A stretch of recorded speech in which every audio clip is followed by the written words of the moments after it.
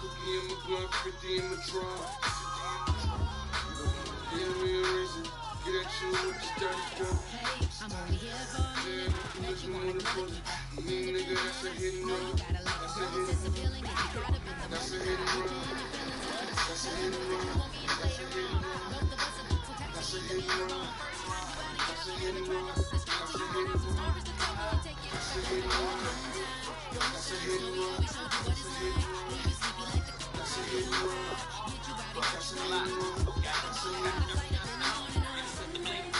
And I'm 4, 5, 9 sales, had them niggas waiting.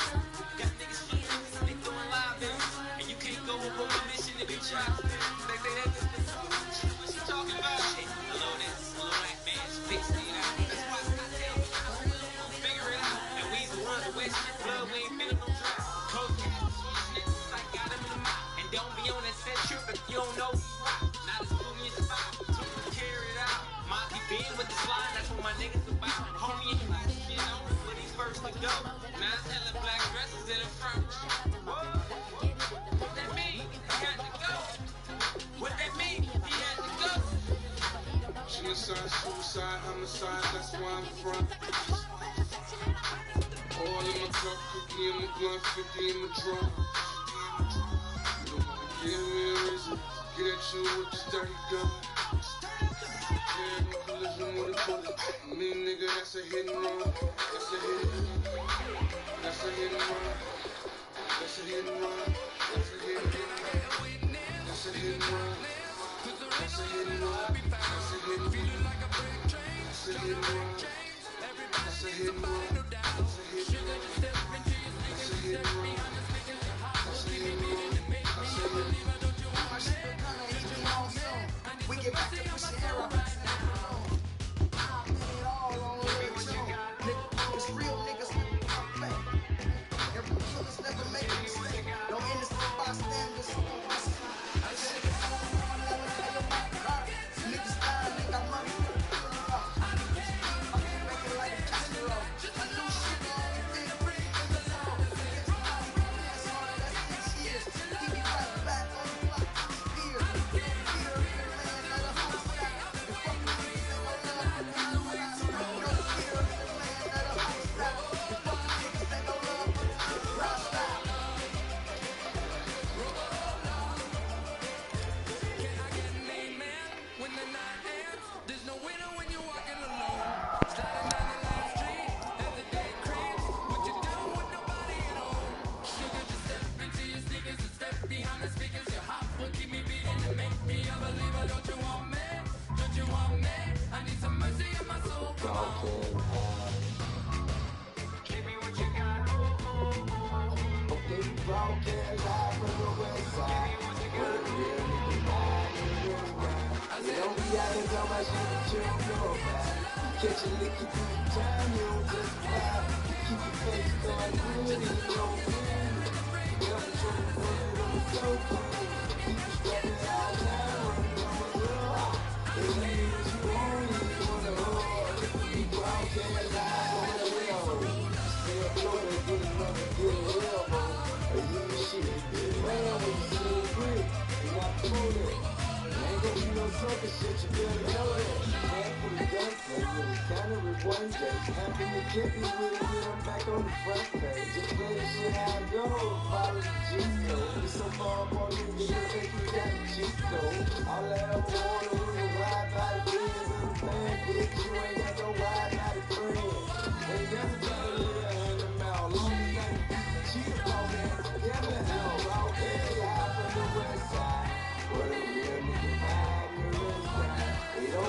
Talking about shit that you don't know about. You catch a lick, you do the time, you don't testify. You keep your face going good and you don't feel it. Never turn the word of the dope. Keep it strapping all time, running on the road. It ain't what you want, you wanna hold. We broadcast live. Gotta let me get high with their mother. Take the line on the phone to go do some time for their brother. When you get caught with that brother, they not wanting another. But you get hit real tight for what you never recover. My other man told me, boy, you better be a man. You better fight it, put your hands in and fight again. Yeah, turn it live on the gas spot. Everything from the slab to the left.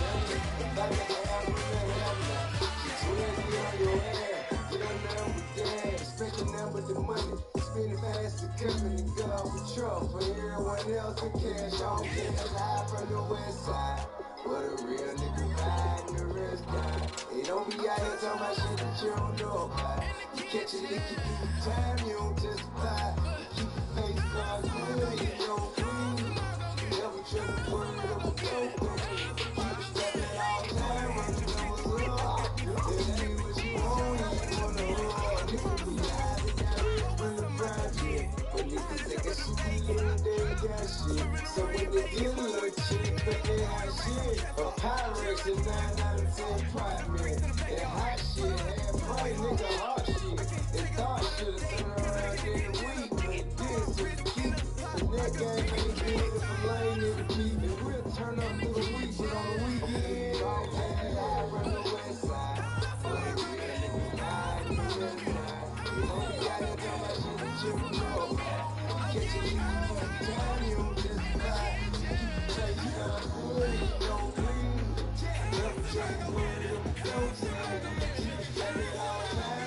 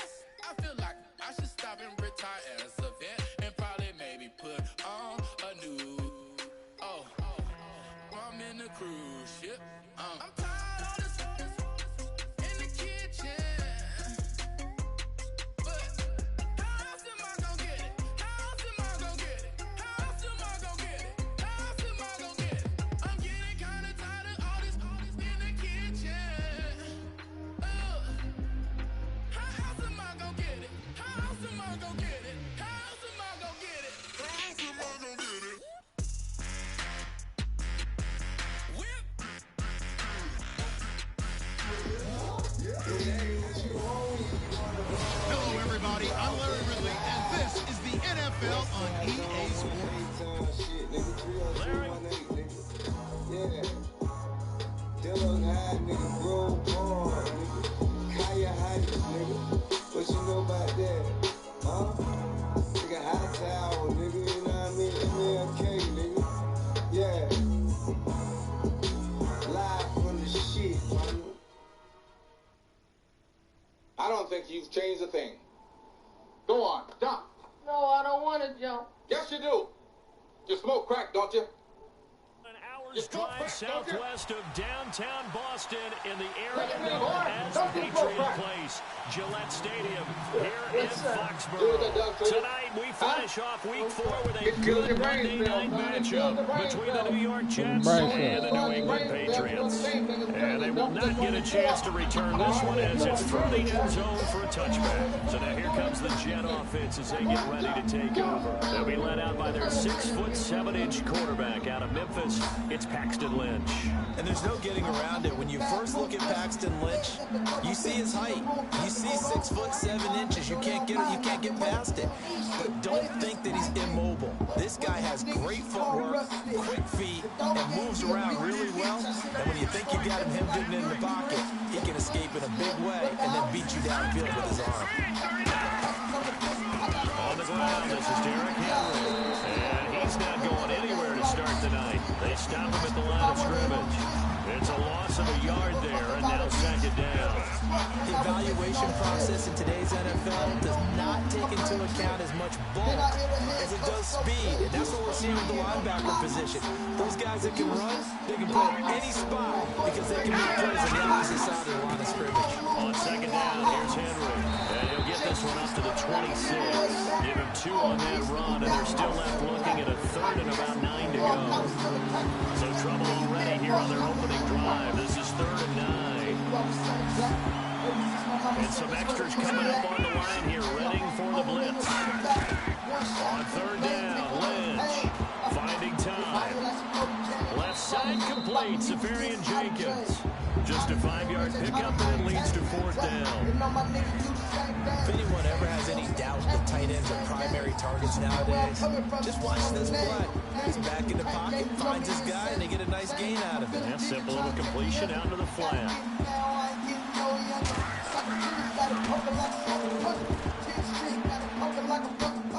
And take it right on the 30. 35 yards that time on the punt. And the Patriots take over.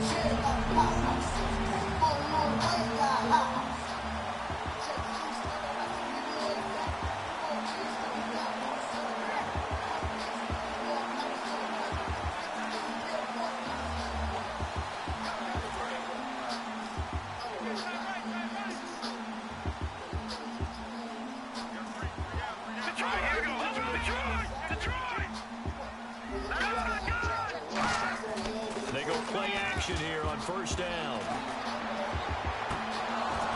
And his first pass is incomplete.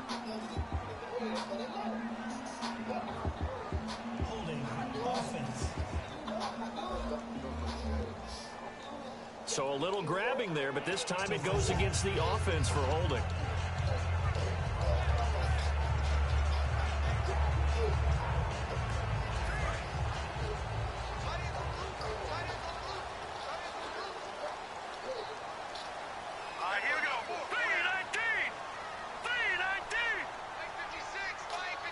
Can't get enough of your favorite song? New Pandora Plus lets you replay all you want. Find your groove and Now they'll throw here out of the gun. Looking and finding Allen Hurns. And he's finally taken down, but not before getting across midfield and across the 45-yard line. And a nice pitch and catch to pick up the reception against man coverage. Both of them read how much yardage they needed, figured what they had to do, and were able to beat the man coverage for the completion.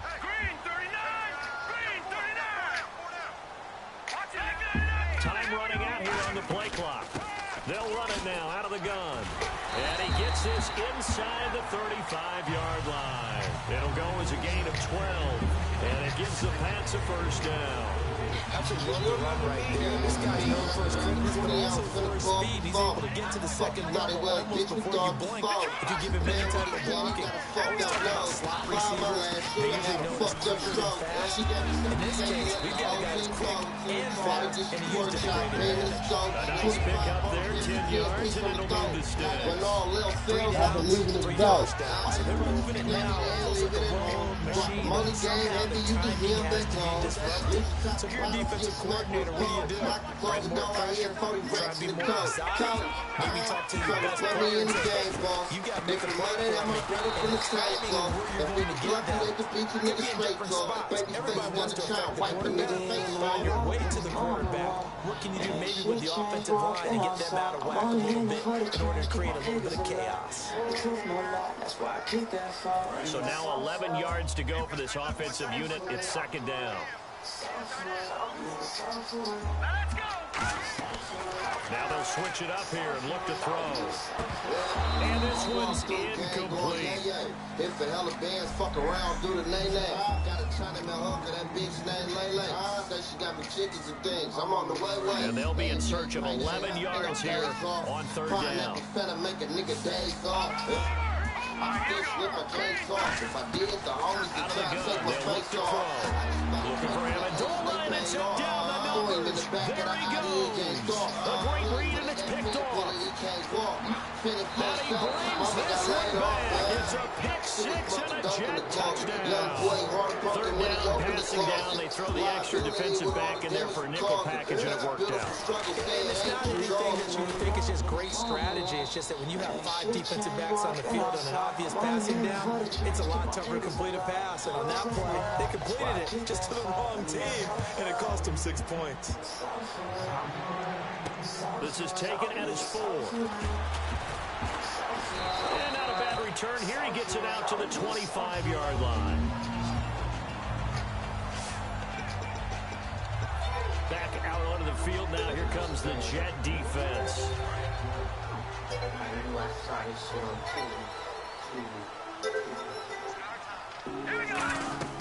They'll try and start this drive in the air. They'll They'll set up the screen to Lacey. Right through it. Boom, bam, biff. Give him 13 on the pickup there. And it'll give the Patriots a first down. When you run a screen pass really well, you gotta like the look of it because so many parts come together to make it work. Well, the offensive linemen, where they're faking people out, the back slipping out there, catching the football, and all of them going together in one unit downfield. A really nice pickup. He was looking to get it to Allen Hurns that time. And it's second down. Low money, last money. Funk or die. Third world. Hell gang, La Fella. 1 mile. I got that cocaine Rizzy in the pot. Weighing out something heavy on the Now a spot. shotgun snap as they'll look to throw. Ready on the spot. And this time he's got the hook up. It's complete. Give him 17 yards that time. That'll move the chain. So many times we see the crossing route start as a quick hitter, but in this play, one time in the pocket, waited for him to clear going across. Brave on the cream team when I shot. Got her out the gate. Gonna pull up to the First down. spot. He'll drop to throw it. Game can't try to kiss me. Escaping this time as he'll go down. They got him for a sack. Muhammad Wilkerson in there to make the sack. He buries him for a loss of 10. And plays like that really hurt play calling. They had a really nice gain on the previous play, but gave about half the yardage back on the sack. Excellent pressure up front. Nowhere to go with the football. Down he goes. A nice pickup there, 19 yards. And they're set up better for third. One thing I can say pretty safely, that route is not called if you don't have a guy who can throw the ball and put some mustard on it. Because if you're going to lollipop it in the middle of the field, bad things usually happen. It takes a strong-arm guy who can right foot in there, and they were able to strike the field. And he picks up the first before he's taken down at the 29. It's a pickup of 6 and good enough to move the chain. No need to be fancy there. Just use some force and move forward and pick up the first down. And they'll go on the ground. And an alley to run. And down inside the 15, shy of the 10. Give him 18 on that one. And that's good for New England first. Sell they soul for attention. A couple likes in the mention. Funk or die, my religion. It's filthy, nigga. Ain't no going out. Send me to the pen, I'ma for surely hold it down. Told on a homie, that's why they don't come around. Why you snitching when your senses was around? You turn around. We be going in.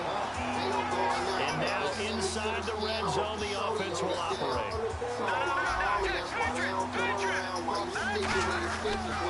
The first carry now. This is Lacey. Credit him with a 1-yard gain there to make it 2nd and 9.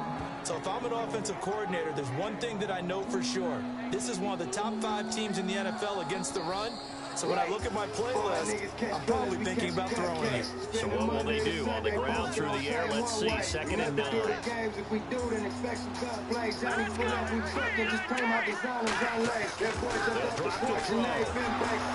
And they take it down. The Jets get in there for the sack. Leonard Williams in there to bring him down for a loss of 7. They've been moving the ball well offensively, really getting into a groove. Last play, pass completion. Now, finally, the defense gets there. And you have to find a way to disrupt their rhythm. Do you do it with coverage, or do you do it with pressure? They elected to go with pressure, and it was the right call. Alongside Charles Davis, Brandon Gordon, it's the Patriots in possession to begin quarter number 2. They're in the midst of a nice drive, but facing a 3rd and long here. The Jets will bring in a nickel set as they try to stop this 3rd down. And that one goes incomplete on the drop. That's one he definitely normally catches. 4th down. We know it's not an easy job to go out and catch passes when people are trying to tackle you and knock the ball away. But the bottom line is, that's a pass he's got to have and a pass he should have caught. And how about this? 4th and long, and they're going to go for it. They're going to look to throw.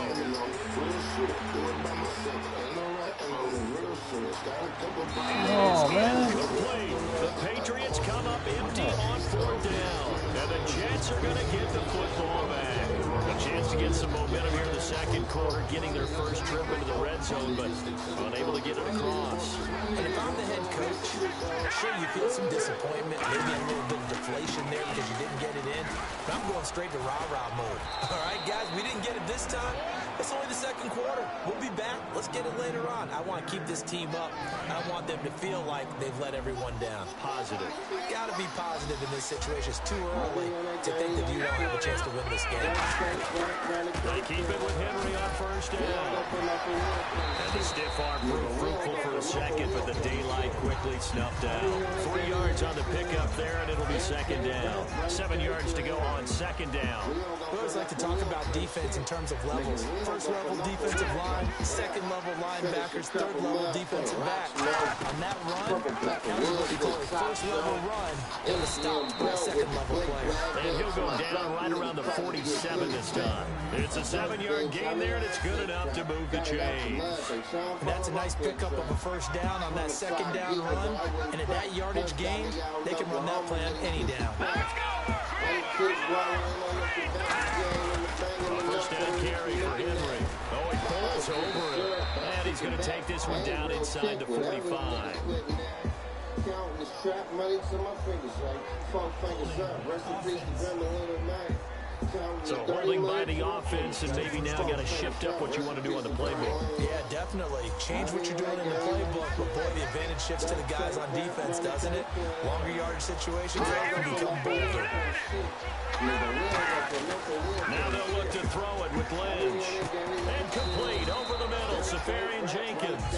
12 yards is the pickup there, and it'll be second down. And after that completion, you can understand why so many teams in the league are emphasizing speed on defense in every position. The tight ends are creating so many tough matchups now. If you can't run with a tight end as a linebacker. And no escaping this time as he'll go down. They got him for a sack. Jabal Shear. He's the one that got to him. He takes him down for a loss of 9.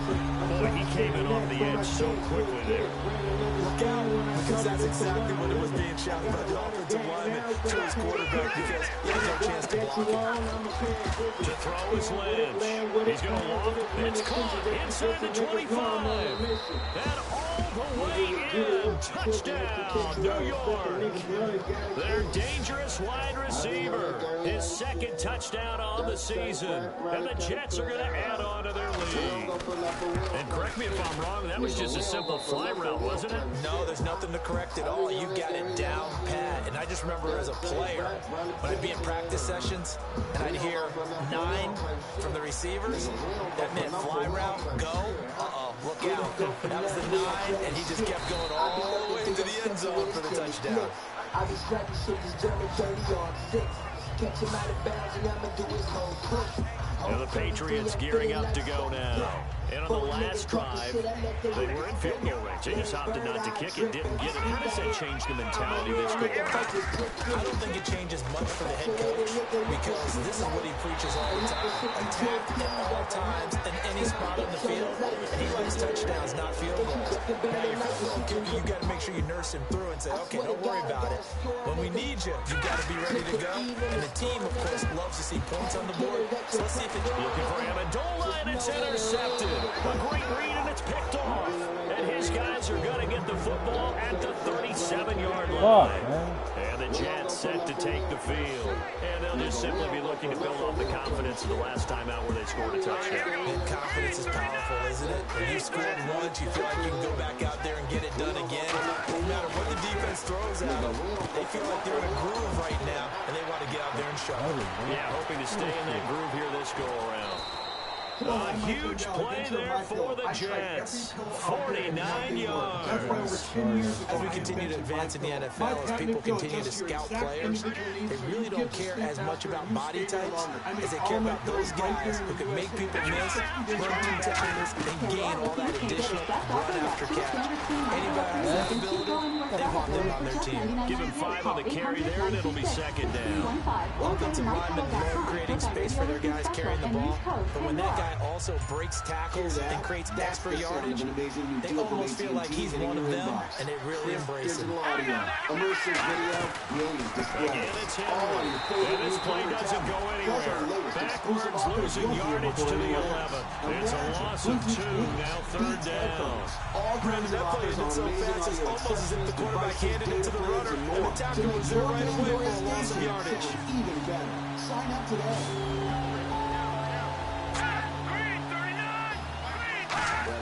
On third down, Lynch. And he finds his target. It's Sharp. 7 yards on the pickup there, and now they've got it first and goal.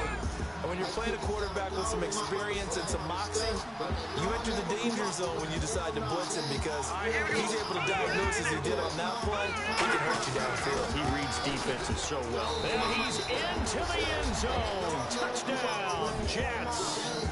Derrick Henry, his 4th touchdown on the year. And the Jets find a way to stretch their lead. And we know they won't get their names in the stat sheet, but the offensive line has to get all the credit for that touchdown run. Tremendous job of blocking, paving the way for the 6 points. That's fielded in the end zone. And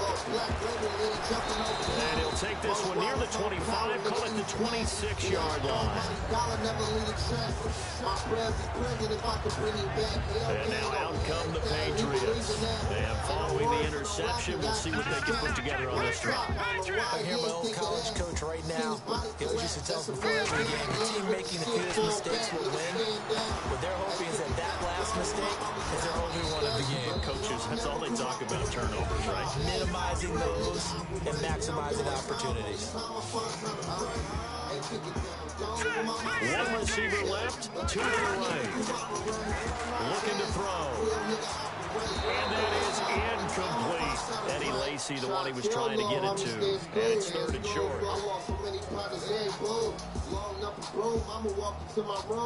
This lifestyle is deeper than you assume. Yeah. My little sis busting dates for a dude. And she ain't tripping, she used to being misused. That's just another wound I gotta deal with. Now a handoff here to his running back. And he's got the first before he's brought down at the 39-yard line. Just 4 yards on the pickup, but that's good enough to extend the drive. Now a play fake here on first down. And he whips that one incomplete there. Gronkowski, the intended target. And that'll bring up second down.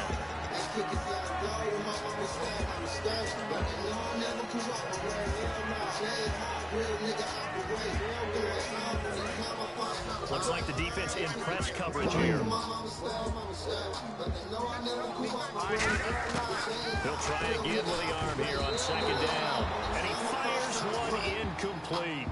I know that interception was dropped, and it would have been their 3rd of the game, and I will guarantee you, in the huddle, on the bench, all the defensive guys have been talking about is, we've got this guy right where we want him.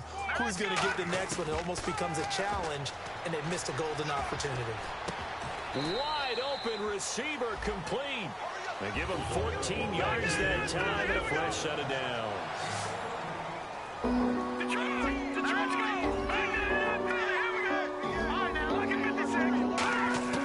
Now on first down, he'll drop the throw. He's going to flip one out here to his running back. 2 minutes remain here in the first half. Back to Foxborough after this.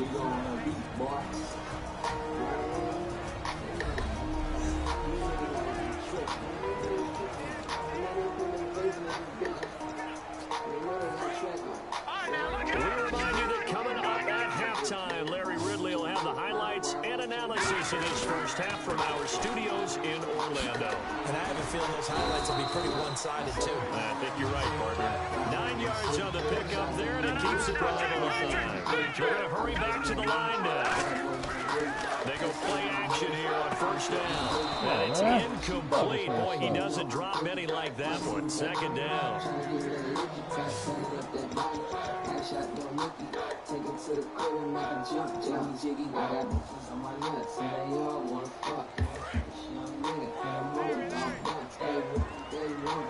One receiver left, 2 to the right.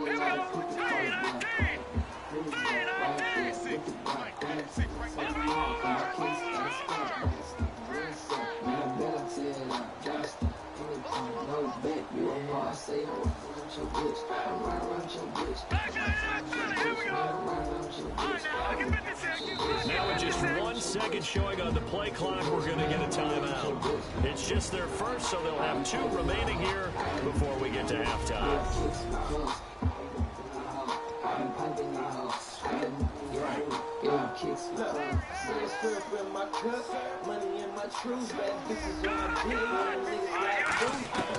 And 2nd and 10, he'll look to throw again. That is caught at the 7. A good pickup there, 22.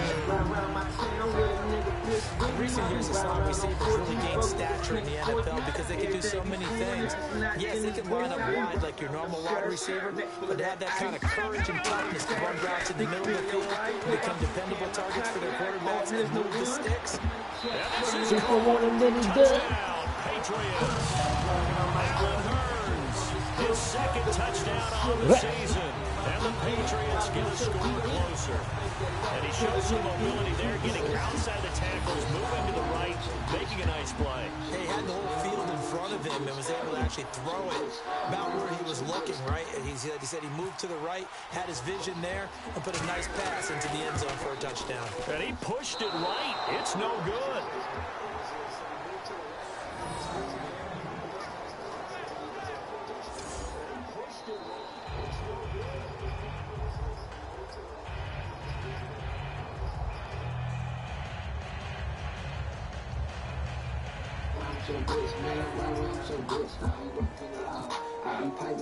The kicking unit out for the Patriots as they send this one away. Fielded about a yard deep. And he'll get across the 20 before he's brought down at about the 23-yard line. Paxton Lynch now, he gets set and heads back onto the field. He's played a pretty clean first half, a touchdown, no interceptions. Frankly, that's what they expect out of him. They want to see the ball thrown and thrown well, and he's able to do that and put it in the end zone. They'd love to see more of that before this game finishes. Right now, he's got his team in a good spot. A good spot, maybe looking for touchdown pass number 2 here in the second quarter. Creeping up on a minute to play in this first half. Now that play will end up on the highlights, and you'll see it all over the place. But what you won't see, the offensive line that bought the extra time that allowed for the big completion downfield. Those guys made that play possible. The completion good for 3, and it's 2nd down. Got to give credit where it's due. Really nice defense on that play. The pitch and catch was successful, but not any run after it.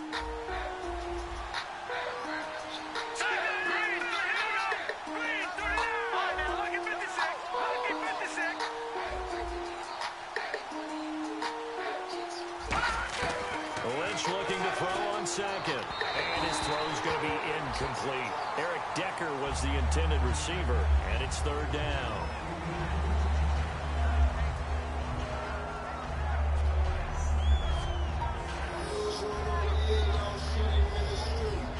Keep a lot of bullets flying around this motherfucker. A lot of niggas dying around this motherfucker. Mama's crying around this motherfucker. Ex crackers catch me, then I'm lying to the motherfucker. We keep a lot of bullets flying around this motherfucker. They'll need to get it to the 36 to pick up the first. And on the outside, they're playing press coverage. To throw again is Lynch. He's got time. He dumps it off for Henry. A good rally to the football holds him to 2, and then brings up a 4th down. Now whistles blow, and the Patriots are going to take another timeout. The defense, they got a little bit of a breather. Now they're back in set as we resume play.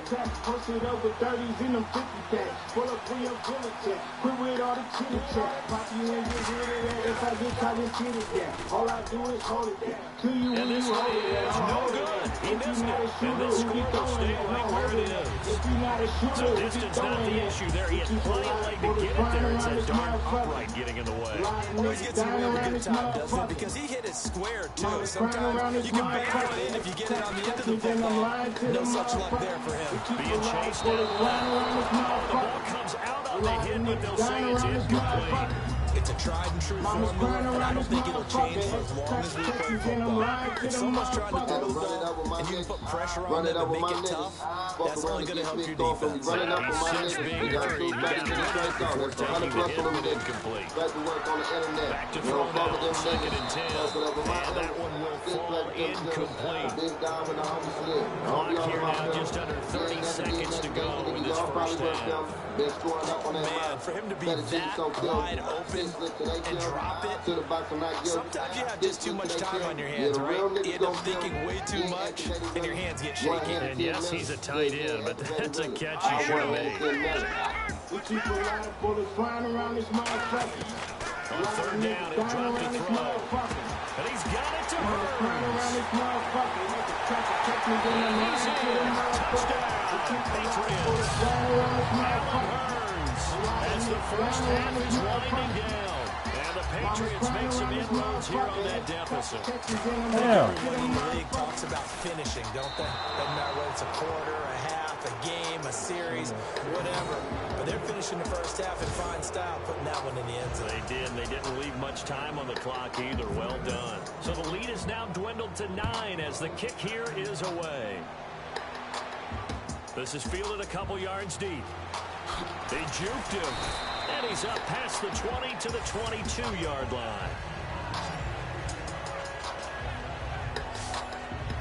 Paxton Lynch now, he gets set and heads back onto the field. He's got to be feeling pretty good. Playing well. Team has the lead, so just looking to mount a drive here that ends in the end zone. And all quarterbacks will tell you, hey, we love a running game, helps us out. At the end of the day, they want to rely on their arm, throw the football, feel good about things, keep things moving in the right direction. Right now, that's exactly what we're seeing. And we'll see if that continues. And unless this is a quick incompletion, this is likely the last play here of this first half. So we come upon, and actually, Larry, hold that thought. We're right back to the action. Are you single? Are you dating on Both Match? teams appear If ready you're for the single fight and not ahead, and dating we on Match, resume then you're action really here missing in quarter out. number 3. Everyone wants to This find one that great fielded at the connection, 5. and Match has led to more relationships than any other dating site. And nice Dating work can on the be return difficult, as he'll so start their if you're not drive using Match, just you're past the missing out. 30-yard line. Go to Match.com/music today, where you'll get to try Match for 3 The days. Patriots That's offense 3 now, they days work their way completely back free onto to the search and field. connect. They're down This here, special offer but is very only much in found at this game. What's the Match.com/music. tonality of a Go to coach's talk when a Match.com/music. game is within Hey, striking Pandora distance of listener, 6 at intermission? think about it. A daily latte habit is sets you back about emphasizing the $5 a things day. that went well in But the those same first half $5 and could get wanting you a more door-to-door of that. ride with Lyft, Sure, you've the got to go over rideshare some app. of the errors and clean up Download some the things app and because enter there's a code reason Pandora you're down. Ride for up to $50 in free rides. That saves you enough for over a week of lattes. Download and ride with Lyft today. Let's go ahead and punch it in, and then we'll take it from there. See how that recipe works. Now back to throw. Going for the deep ball. And both guys were there, but it falls incomplete. And when all else fails as a defender, when you're not there in the coverage, your best friend is exactly what we saw there. A big play shot taken by the offense. Unfortunately, it ended in a big drop. They come out here in the eye. They'll give it to him right up the gut. And he'll get this up to about the 38-yard line. And how about the call here? They need 2 yards in their own territory on 4th down, and they're going to go for it. Oh, looks like they got someone to jump there. And if that's the case, this will be a first down.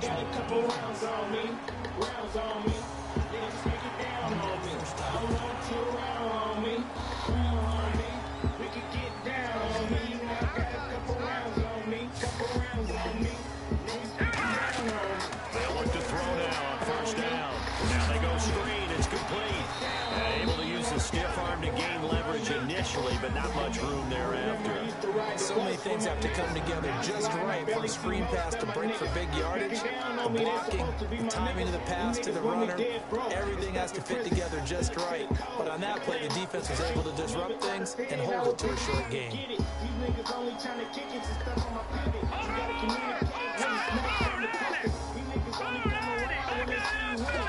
They'll need to get the play on quickly. They'll drop the throw. He finds Hurns left side. And the way in. Touchdown, New England. Alan Hurns, his 3rd touchdown of the game and 4th on the year. have come back within a score. It's been quite the game for him individually. A trio of touchdown catches now. So pick a route, any route, whatever you want him to run, he's going to do it and do it well and end up in the end zone. This has really been fun to watch. And this will be a touchback as that sails over the end line. And let's shift now to talking about the Patriots defense. Real niggas, they salute you. Nothing like a real dog. He's shooting everything moving, but it's not a move. You know, he's sliding with the niggas who be trying to shoot.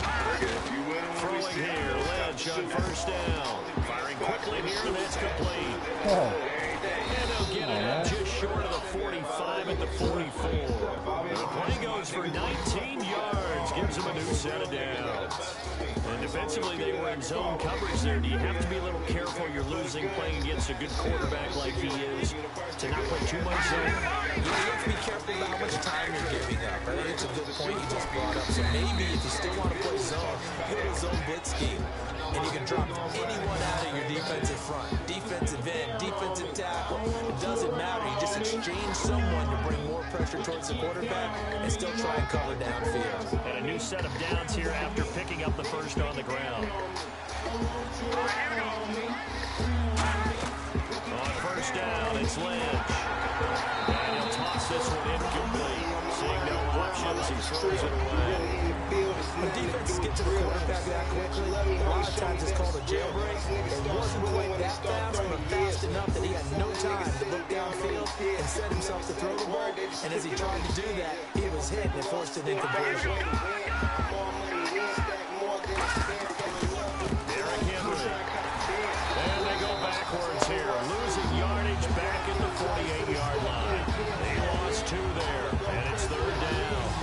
Frankly, Brendan, we're talking about things I'm not sure we ever thought we'd talk about in the NFL. And a lot of that is the speed of the linebacker position. A lot of these guys in college, they were safeties. They moved them up to outside linebacker to combat the spread offenses. And now we're seeing it in the NFL. Those same guys using their speed to make plays in the backfield. Similar to that one. And he's going to find his man out of the backfield. That's complete. 15 yards through the air and a first down. And that's one of his advantages of a passer, is it not? With his height, setting back there in the pocket, firing it over the middle, he can really see everything clear. It is, and I know that other quarterbacks get it done different ways, all right? You don't have to be his height to make a great play. But what he does is he takes away having to make those slide steps in the pocket to find angles to throw the ball through. He just throws right over the top of it because he can see everything, and sometimes that saves time and gets the ball to a receiver quicker. They go play action with Lynch. And the hit jarred loose. It's incomplete. Eric Decker, the intended target, and it's third down. It looked like they had something there, but I think that he was thinking about running with the football before he actually hauled it in, and that led to a big drop. An extra corner on the field for New England here on third down. Yeah, another DB. Now Paxton Lynch on third and long. He's got time in the pocket. He's going to flip that out to the flat. It's complete.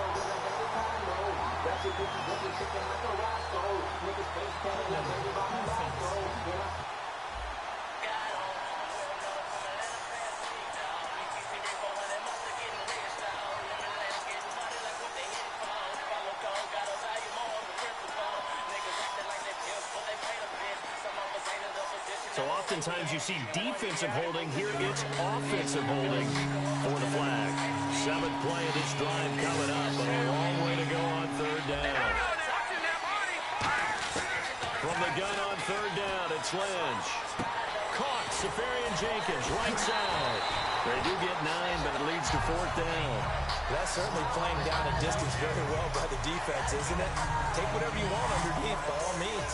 Here's Brad Nordman now, as he'll kick it away for the second time.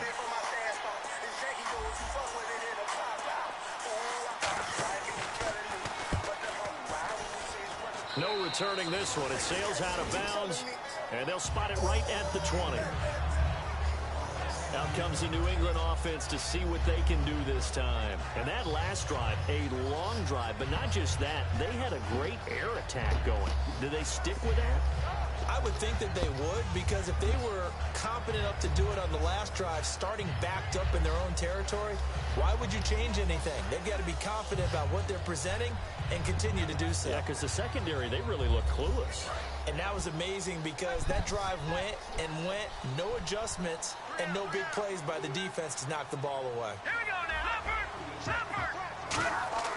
Now a play fake here on first down. And nearly picked off there, almost intercepted.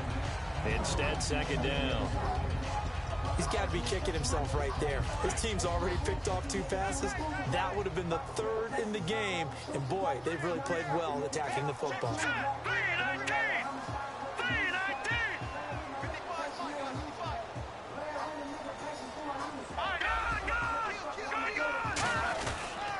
Now they'll run it on the toss. Oh, he's got some breathing room. And he'll get about 6 up to the 27-yard line. I know the toss play begins with the guy taking the snap and turning around and tossing it to the runner. But where the real intrigue is, can they seal the edge, whether it's an offensive tackle or a tight end, in the direction they want to run the football? If they do that, that's the result that you get, that type of a gain. If they don't, oftentimes it's not a very successful play. Fighting through. And he's going to lose yardage and be backed up to the 25. And no move to get the offense off the field. They're going on 4th and 5. No. Check, Patriots. Here we go now. 3rd and 19. No. Check, Patriots. They're going to try and throw. And for a 3rd time tonight, he's intercepted. A great read, and it's picked off. And his guys are going to get the football at the 28-yard line. Charles, there's something special about one of those big D linemen bringing it in off the tip there. Really nice coordination. Very much so, and I think what we've seen, and I'm going to put it about the last 5 years, maybe a little bit longer, coaches placing a bigger emphasis on ball drills, even for defensive linemen, because possession is so key. When you got a chance to take one away, you want people comfortable with the football, and it paid off there. I remember watching Derrick Henry come out of Alabama and sitting with some scouts, and one of the debate points with him was, while at Bama, how often did he have to deal with contact near the line of scrimmage? They were so good up front that he often got to the second level pretty easily. I think he's starting to answer those questions with runs like that. He's a physical guy. They come up in an offset eye. They'll run it again with Henry. And he's going to be met at the line of scrimmage and taken down. No gain on the play. It'll be second down. So this is the 2nd consecutive week, as you look at the numbers, that he just doesn't seem to have the same pop as we normally see him with. Is there an injury we don't know about? That's what I'm wondering. Because that's a legitimate question right now. We're used to speed, power, all coming together. And what I've always loved about him is his vision. You know, last week he didn't have that as well. Always thought he was picking the wrong hole to try and run through. And his blockers, they seem to be getting him to the right place, but he picked the wrong spot. We're seeing some of that again this week. Can they snap it together? Can they get back in sync? Because normally we see them go together. Got a man, it's caught. Touchdown, Jets.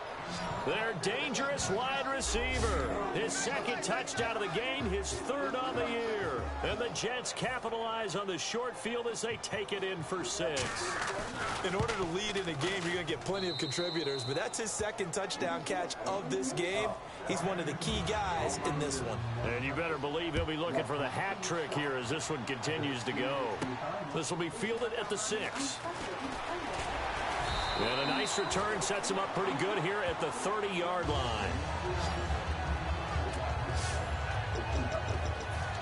Here comes the Jets defense as they ready themselves. And the interception the last time, their 3rd takeaway of the game, Charles. They're just flocking to the football so well. And not only are they doing that, they're making big-time plays and taking it away from them. big hits, big plays. They're looking very good in this ball game. You said flocking, flying to the football. Coaches always use that, don't they? They really do. It's almost as it goes back to the old, when they click off the frame at the end of a play, they want to see all 11 defensive guys in that picture. Looking to jam the receivers at the line here. Press coverage look defensively. You got to give some credit. They're able to hop up in the air and bat that one away. And that's frustrating for an offensive lineman because the only recourse is when he goes in the air to try and give some type of pop or a shove, hoping to bring his arms down. And the offense moving quickly to the line. They'll look to throw here on first down. Throwing for his running back, and he's got him complete. It's a gain of 5, and it'll bring up a second down. So many times you hear today's NFL described as a space game. Get your best players into space with the football in their hands. That's why sometimes you just swing it out to your runner, get him out in the flat, and let him have a chance to make people miss an open field. And they're not able to hook up there. Incomplete. I remember growing up playing basketball. My coaches always talked about communicating on defense, making sure you talk on defense, know where your screens are, know where the cuts are coming from, who has who. Well, guess what? It's the same thing in football. Even though there's more noise out there, you can hear all the screams of screen, screen. This defense, the bench, everyone let them know what the play was, and that's why they were able to react and knock the ball away. Back to throw, and he's got it to Hearns. And he's able to get the first before he's taken down at the 36. Looking to speed things up here, going with some tempo. Now on first down, he'll drop to throw it. Wide open, Gronkowski. They give him 13 yards there on the play and a fresh set of downs. Back to throw now on first down. Oh, it's a screen pass. That's complete. And he gets it inside the 10 to the 9. Back now in Foxborough. It's Patriot football, but they trail here as we begin the fourth quarter.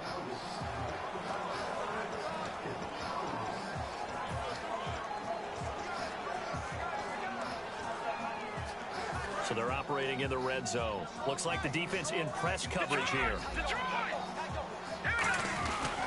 And they'll try the ground game here with the running back. And they'll get him down here at about the 5-yard line. Give him 3 on the gain there. 2nd and goal. And they're going to speed things up here.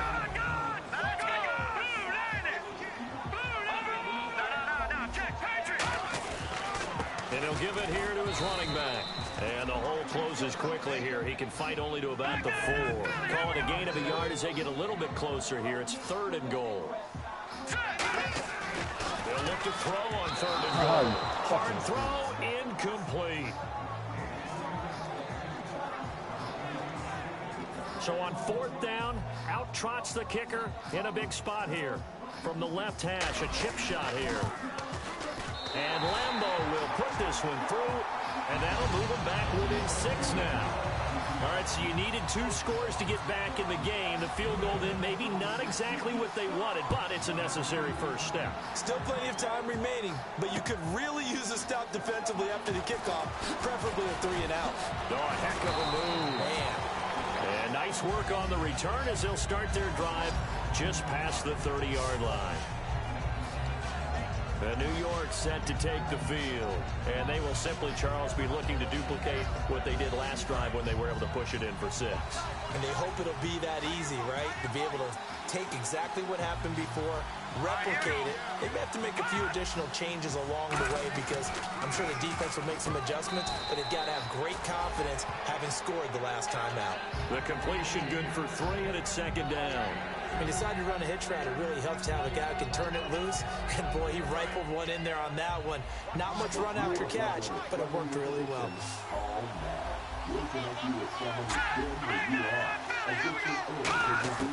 On 2nd down, here's Lynch. And incomplete there. A nice hit. Jars the ball free and brings up 3rd down. After watching him drop that slant, I can hear my old coach's voice ringing in my ears right now. You can't run with the ball until you catch it. Trying to get those rack yards before he secured it. Now it's Lynch. He dumps it off for Henry. And he'll bring it up here to right at the 40-yard line. Here's Brad Nordman now as he's on to punt for New York.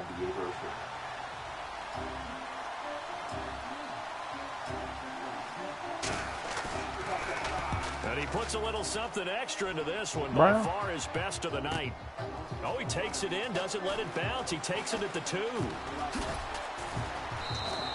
12 yards on the return that time. And out will come the offense as they take over. Well, look at the running back, the man out of the backfield as he gears up to go again. And we have seen a decline in the numbers. Where does the fault lie? Just him? Maybe the guys up front? Combination? Well, as you and I both know, it's almost always a collective deal. But in this case, I think maybe the offensive line got a little overconfident. They had blocked so well in the first half, picked up on what the defense was doing. I think we've seen an adjustment now that they have not picked up on, and now they're being a little bit overwhelmed. A big play there on the catch and run. 75 yards. Today's receivers in the NFL, they're the complete package nowadays. We know they can run, we know they can catch, but they have those big frames now. So oftentimes they just have physical guys downfield and go up and catch the football. And we saw a big gain as a result on that play. His pass caught at the 4. 7 yards, the pickup on the pitch and catch. That was a nicely run slant route, and what the receiver's trying to do is make the defender think he's going upfield for a deeper route, and then breaks it off, usually after about 3 to 4 steps, and cuts towards the middle of the field. And now what he's trying to do is use his body to keep the defender away from the football. And he is in. Touchdown, New England. A great effort there with touchdown number 7 on the year. And the Patriots can take the lead with the extra point. And they're able to run it in. It started with a battle in the trenches. They won there, and they got it for 6 points. And that's going to be a tough one for the defense to deal with. They've got to go to the bench now and figure out how are we going to slow down this running game, because on that particular play, they had no answer. This is fielded a couple yards deep. And he'll take this up past the 20 and down at the 22-yard line. Now the Jets offense about set to take over as they head onto the field. And a tight game after punting last time. See if they can get something going on this drive. As they head to the field now, with the game this close, you've got to feel there's a sense of urgency for them going on offense right now. But they have to do it without letting panic creep in and affect their play. Today's NFL, these big guys are featured receivers. They move all over the place to try and find good matchups, and they had one. They were just unable to complete the pass.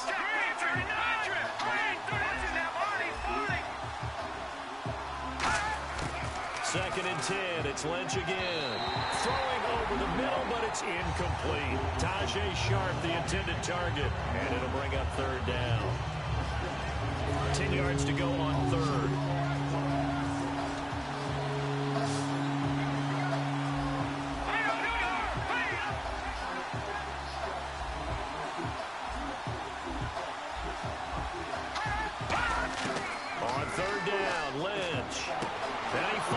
Target, it's Sharp. And he's brought down after a good gain. A really good pickup of 28 yards. Really nice little connection there. They go with the corner route, and it works out well. And the best way to set up the corner route is to throw slants throughout the ball game, so that when you're able to get back outside, the defender has to respect the inside game. To the sideline, and that is a heck of a catch as he was able to get both feet in. If you're running out route, it's likely you're going to end up near the sideline. And what did we just see there? Toe tap. You got it. The benefits of practice. Toe tapping, foot dragging, picking it up, and making sure it was a catch. They'll run it now out of the gun. And they'll be inside the 35 now at the 34-yard line. It'll go as a gain of 6 that time, and it moves the chains as well. 2nd and inches is oftentimes an invitation for an offense coordinator to take a big shot downfield because he feels like he can come back on 3rd down and pick up the 1st down. But sometimes you just don't want to break tendency. Stay with what you are, stay with who you know, and go get the 1st down. That's exactly what they did. Now as we look down, it appears we've got a Jet shaking up on the play. We'll get a report when we return to Foxborough. Red zone opportunity.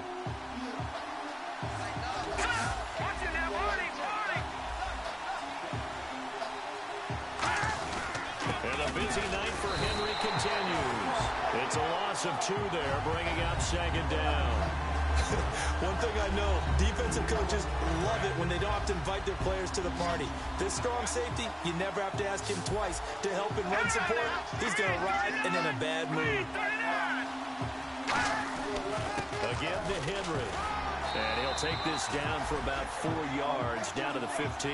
The cornerback, it's Logan Ryan who brings him down. This will be the 8th play of the drive. It's 3rd and 7. On a 2nd and long, it's really nice to see an offense that has enough confidence to run the football in that situation. I think that goes back to their practice and game planning. They've seen things that they've seen on tape and in previous games that led them to believe that even in a long-distance situation, they can still run the football and gain enough yardage to put themselves in a good spot on 3rd down. Partner, I think that completion takes the definition of dink and dunk to a different level, doesn't it? It does, and the defense was right there, kind of played into their hands.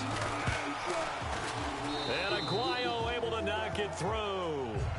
And with that, they will move ahead by 2 here in the 4th. So the drive here ends with a field goal, and that does give them the lead, but this one is still a long ways from over. And you love to be able to look up at the scoreboard and see that you're out in front, but then you take one look across the field and see that offense is raring to come back out, and you think, I don't know that field goals are going to be enough to get us home. And this return net's positive as he gets past the 25 and up to the 27-yard line. Now the Patriots offense, they work their way back out onto the field. And they're going to need another score. Got one last time, but still down here. When you're playing catch-up, every possession becomes crucial, doesn't it? It's vital. Get back out on the field, punch it in the end zone again. They know it's not easy, but what they do have going for them, they did score the last time. They think they've got a good formula working. And what about the defense? Well, now you're just saying to yourself, okay, we gave up a score last time. What adjustments do we need to make to slow them down now and get the ball back for our own offense? Is it more pressure? Is it more zone? What do they have to do? They're trying to figure that out themselves. We'll see if they can figure that out right here. Second down here after the incomplete pass.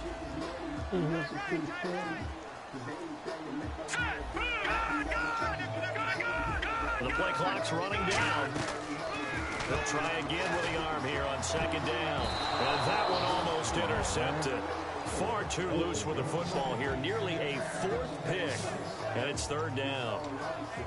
While an incomplete pass certainly doesn't look like a good play, for the guy throwing it today, as many interceptions he's thrown, he's got to feel a sigh of relief that the ball actually hit the ground and didn't go in the other direction.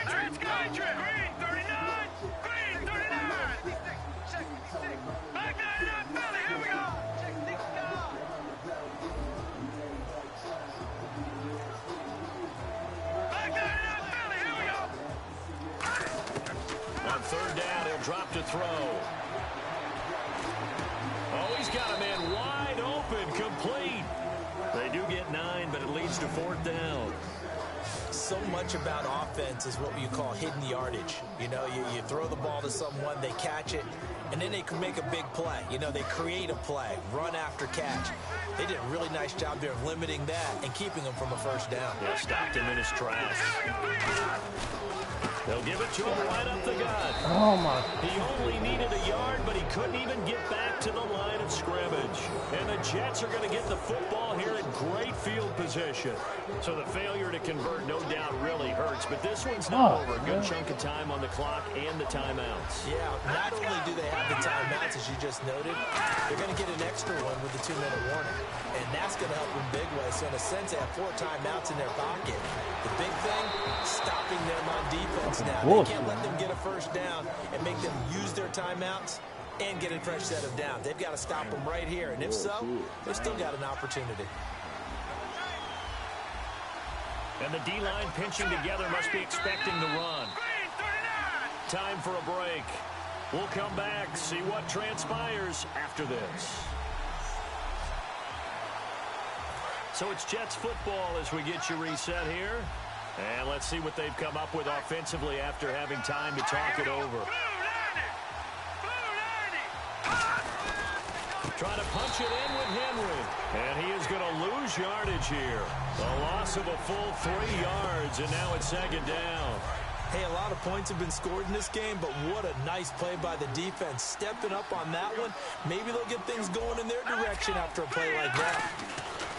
Oh, Lynch going to throw. Trying to lob it in there, but it's incomplete.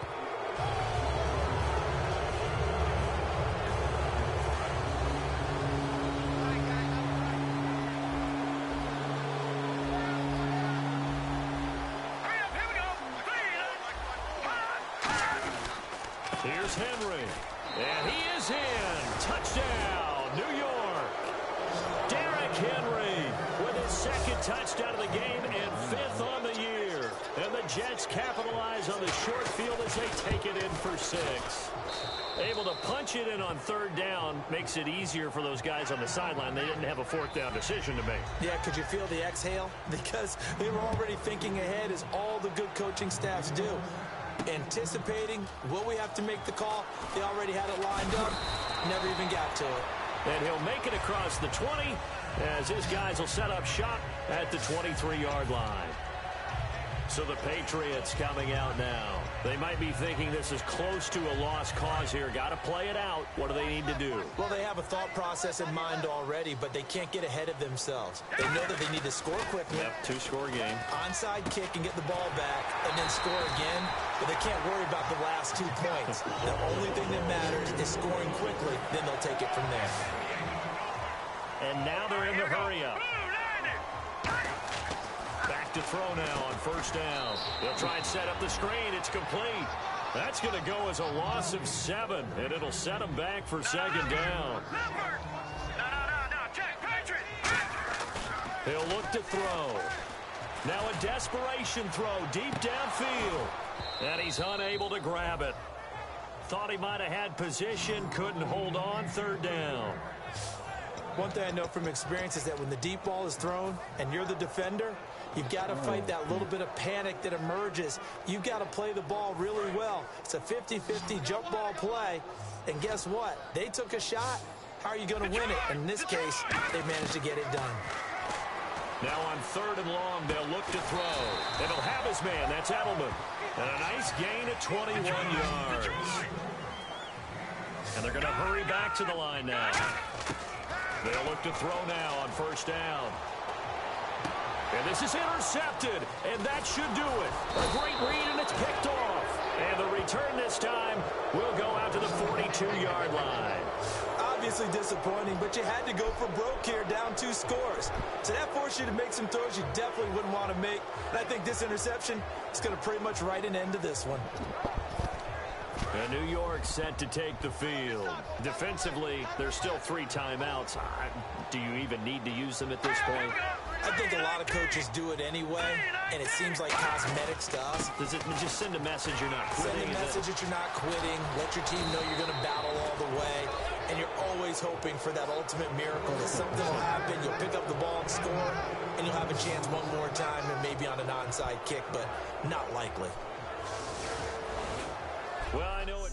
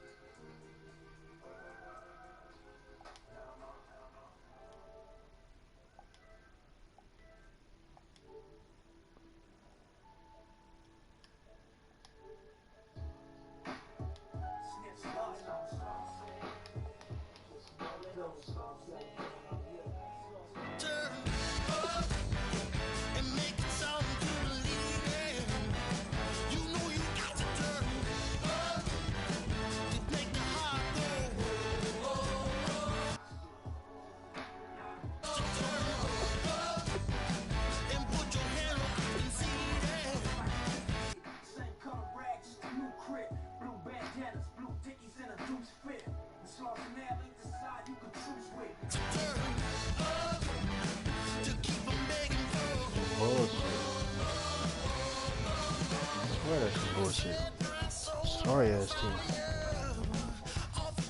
What are we playing for? You got a quarterback? I need a fucking quarterback, bro. I need a new team, bro. Fuck this shit. And I'm gonna take out my anger on you. Smack you around.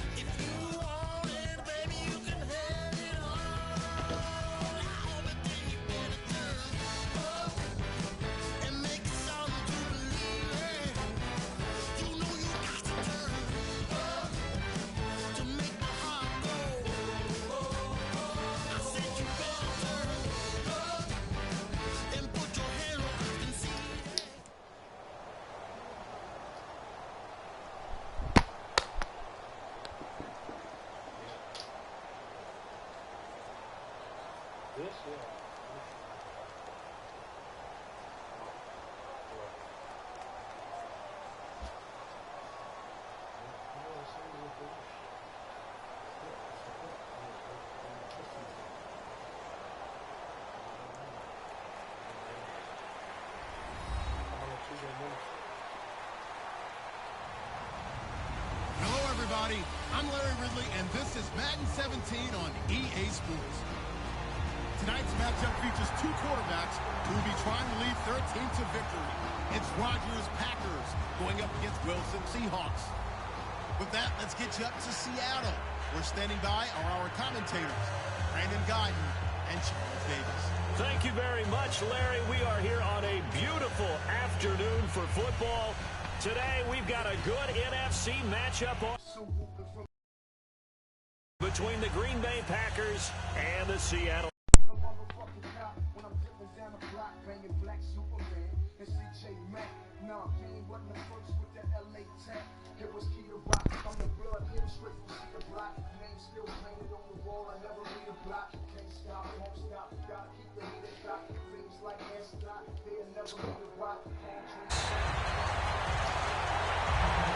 My fucking team is weak, bro. Fuck that gay shit. No, they just put him in automatically. He's my second round. I mean, he's my second string running back. I just got a weak squad, man. That's all it is. No, it's the same. But my first round is more like more faster and shit. Play clock winding down. Now a play fake here on first down. Forced out to his left. They find some open field here. Give him 9 on the play, and it'll be second and about a yard. Partner, he was going through his progressions. Not there, not there. After about the third one, he decided he better pull it down and run for it. And he slides down and avoids the hit for good measure. Yeah. And the first one. And you owe me a first. You want to pay your first round for your first round for another first? Do you have another first round? They'll run for the first time with Lacey. Only 3 there on the pickup, but that's enough to move the chains. 2nd and 1 is often an invitation to take the big shot downfield. I bet the offensive lineman said, "Are you kidding? We just get on our backs and let's go get the first down." They love being physical. They stay on the ground on first down with Lacey. And he'll be brought down just shy of the 45. 9 yards is the pickup there, and they'll have a 2nd and 1. Some runs are blocked so well, you already owe me one. almost forget that someone has to carry the ball to gain the yardage. The leverage by the offensive line to create space up front, really well done. A fight for the football, and it's intercepted. Picked off by Deshaun Shedd. And his guys are going to get the football at the 37-yard line. Certainly not how they envisioned ending their opening drive here in the first quarter.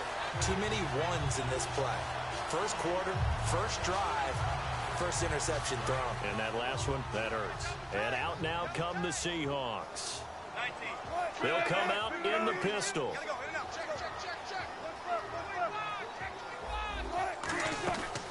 First carry for Thomas Rawls. There goes Thomas Rawls. And all the way in, touchdown Seattle. Thomas Rawls, 63 yards. And the Seahawks have taken a first quarter lead. And on that long run, maybe the defense caught napping a little bit. The concentration level may not have been there. I agree with you on that one because those types of plays, when they result like that, they're almost like big bolts of lightning, aren't they? Whoosh, and off he goes. Set to return, this is Jeff Janis. And He'll get it up past the 20 to the 22-yard line. I As the Packers get set to come back out on offense, and Charles, I want to ask you a question. You can take it offensively or defensively for Green Bay as they look to next year.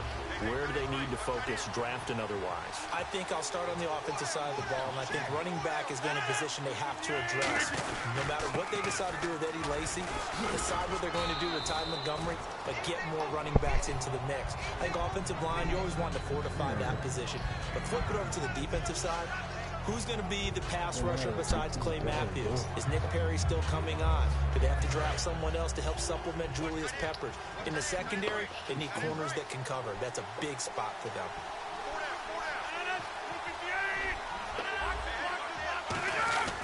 They run it again with Lacy. And this time he's not going anywhere. They'll get him down right at the line of scrimmage. Making the stop that time, Bobby Wagner. And a wide receiver to watch in this offense, certainly Jordy Nelson. And most defenses watch him run past them. Jordy Nelson can run every route in the route tree and take it to the house. He'll set up the screen to Lacy. And he's got the first down yardage before he's brought down at the 42. It's a 10-yard pickup, and it moves the chains. Let's give a little credit there. The offensive play caller sensed that the screen pass was available. Whenever you're getting a lot of heavy pressure towards your quarterback, that's when you're thinking about running the screen and using that pressure against the defense. And it worked very well there for a first down. And he's taken down, but not before he gets this into enemy territory across the 40. That looked like a pretty good route combination there because you've got to find a way to clear the guy running the drag. Because when you do, you just put the ball on him and then let him run. Yeah, he's got some space. He's going to leave this for his running back. It's complete. They'll give him 8 on the play, and they'll make this a second down.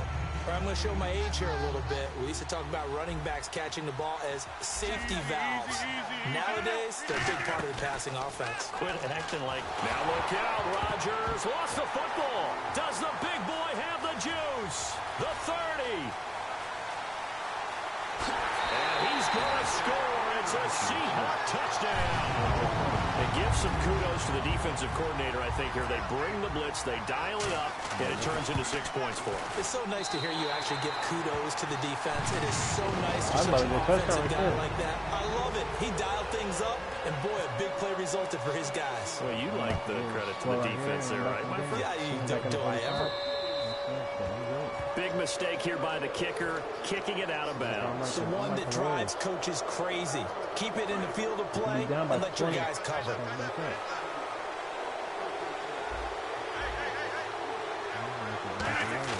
They go play action here on first down.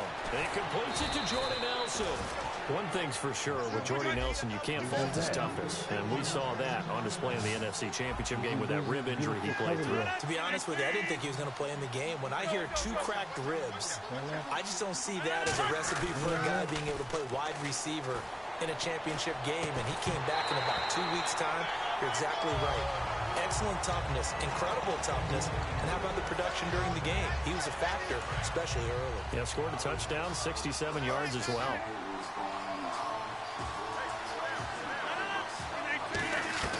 Rodgers again here on 2nd and 10. Oh, he got position on it, and he pulls it in. Let's go. A good gain of 14 there. Blah-da-da. The chains. Fresh set of Blah-da-da. here. And on the outside, they're playing press coverage. Rodgers now on first down. Please. Where you at? 5. And he's going to take it in. Touchdown, Packers. Jared Cook, 26 yards. And that one makes it 14-7. And the Packers have cut it back within a score.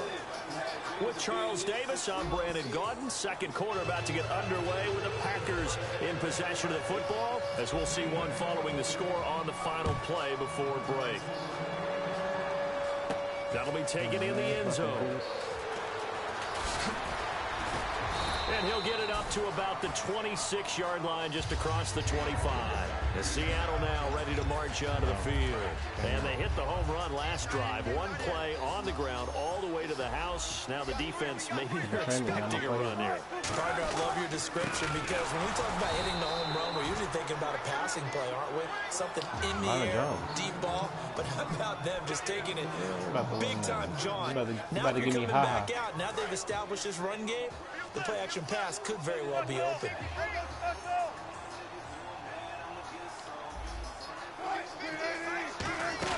They stay on the ground. Rolls again. And he'll push his way forward to about the 32. Earlier, partner, when discussing Russell Wilson, you said you think he's best when Seattle is running back centric. Is Thomas Rawls the centerpiece going forward there? I think so because of what he did 2 seasons ago before he got hurt. Because he runs that offense the way they want it run. One cut, downhill, get upfield, and Thomas Rawls is perfect for that. If he stays healthy, that allows Russell Wilson now to throw the play action, the bootleg passes that really hurt other teams defensively. And Rawls has youth on his side, just 23.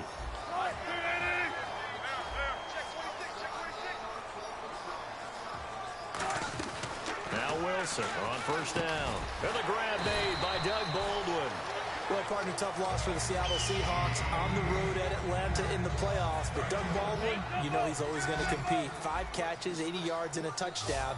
Try to keep them in the game. Earlier, you were talking about the offense running through Russell Wilson. Doug Baldwin and the wideouts. How do you see that going forward for Seattle? Well, I think that they are well-equipped there. They have to get Tyler Lockett back. He was injured late in the season. But Baldwin is a top-level receiver, finally getting the respect that he deserves. Jermaine Kearse is still around. Obviously, Paul Richardson came on late in the season. They have plenty of targets out there. They may go for one later in the draft, but I don't think it's a priority. He's going to try and go deep again. He's got him in, complete. And he will score. Touchdown, Seattle. Tyler Lockett, 43 yards. It's good, and it is now 21-7. And the Seahawks add on to their lead. Hauschka now to send this one away following the score.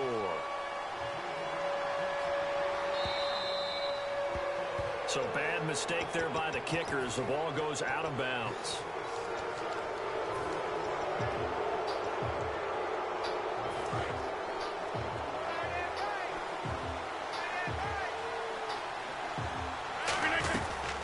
On first down, Rodgers. Now they set up the screen. That's complete. And he'll get up near the 45. They'll spot it at the 44. 4 yards on the pickup, and it'll make it a second down. In order for a screen pass to break big, a lot of things have to come together and be well executed. But all it takes is one small thing to go wrong and keep it from being a big game. He's going to let this one go deep. Is this intercepted? It is. It's intercepted. Picked off by the all-pro free safety, Earl Thomas. The Seahawks offense now, they get set to go back to work.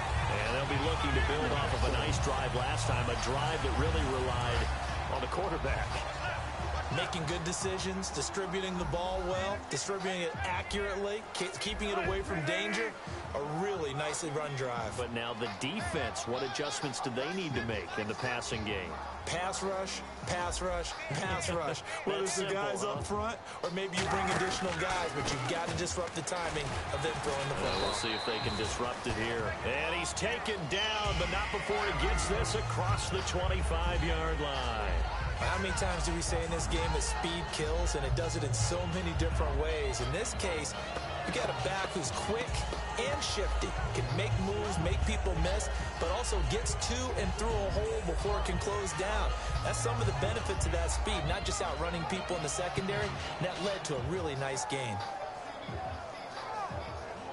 So they pick up the first down after the run, and now they approach for the fresh set.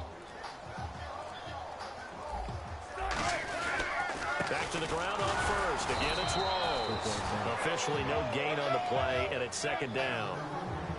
And he got off the end there very quickly to make that play. Yeah, it was almost like the bullet train, wasn't it? I mean, just zoom. Quick, quick, quick. And what a terrific play, holding them to no gain. So with that, we come upon the 2-minute warning here on the NFL on EA Sports. Offense still needing 10 yards, second down. Nothing to get rid of. Like some enemies. Madden.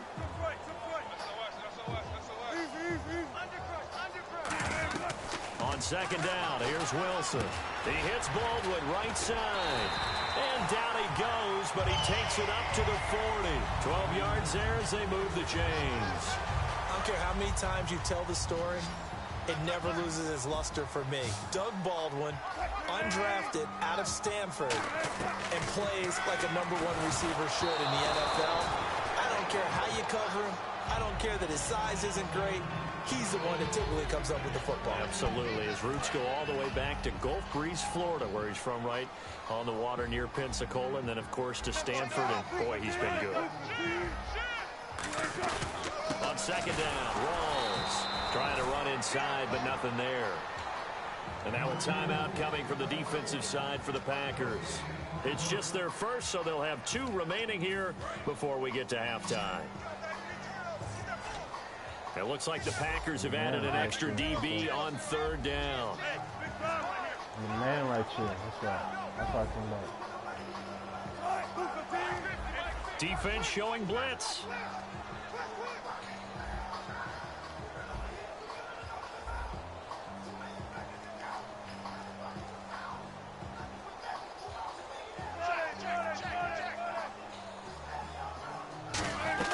On third down, Wilson.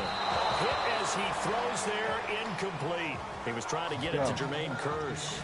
And it's fourth down. Third down is a down. Both sides know they absolutely have to win. And the name of the game for the defense is pressure on the quarterback. But pressure on the quarterback with contact, that's how you end up winning it. I'm gonna get Clinton high dicks. And the kick's away as he angles this one for the sideline. And now where will the side judge stop his walk? That's the question. Like that, he says it crossed out of bounds at about the 17-yard line. And Green Bay getting ready to go as they take the field. And following the interception, just any interception, are you a little bit more cautious when you start that next drive, or no, you just throw that out the window? I think you are. I don't think that there's any way you can run back in there and go, totally didn't affect me. Let's just go ahead and be loose with the football again. You're going to take care of it, but you have to be careful about being too cautious because now you can't run any offense at all. Still on attack. We'll see how they attack him here. Rodgers going to throw. And the hit jarred it loose. It's incomplete.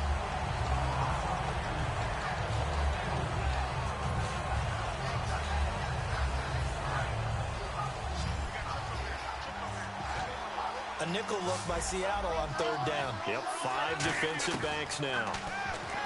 Throwing now is Rodgers. And he couldn't hang on to it through the contact. Incomplete.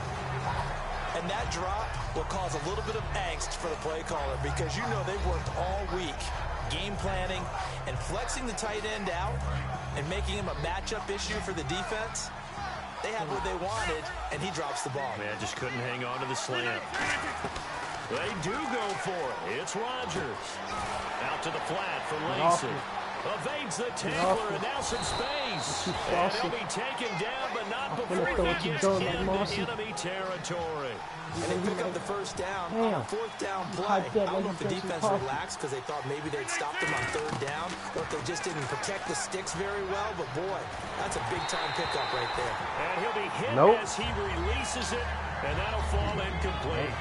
Not too many things get to a quarterback of this magnitude, but I think it's safe to say that pressure can get to any quarterback. Now, he's obviously a great franchise quarterback, but felt the pressure, threw it incomplete. Offense looking to avoid a 3rd and long. It's 2nd and 10.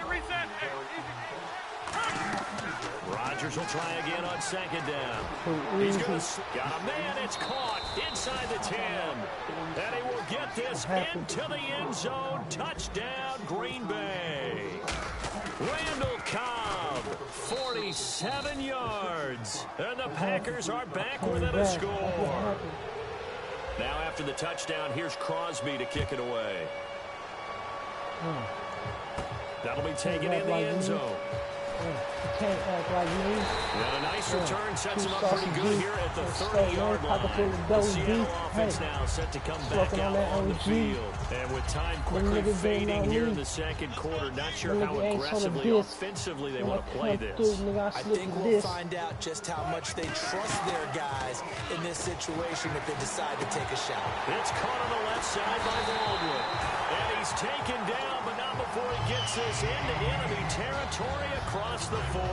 So the offense has it 1st and 10.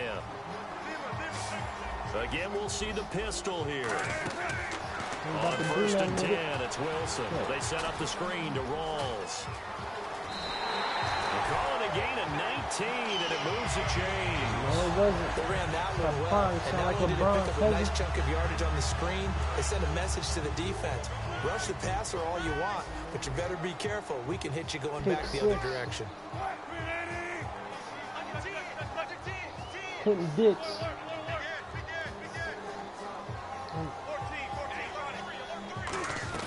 From the red zone now, here's Wilson on 1st down. Oh, and it's incomplete. That would have been big in the end zone if he could have held on.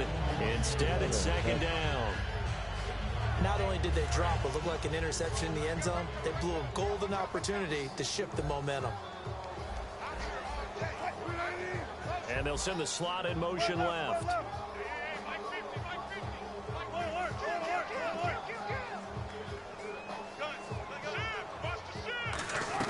Second and 10 now, Wilson. End zone caught. Touchdown, Seattle. Jimmy Graham in the final seconds of the 1st half.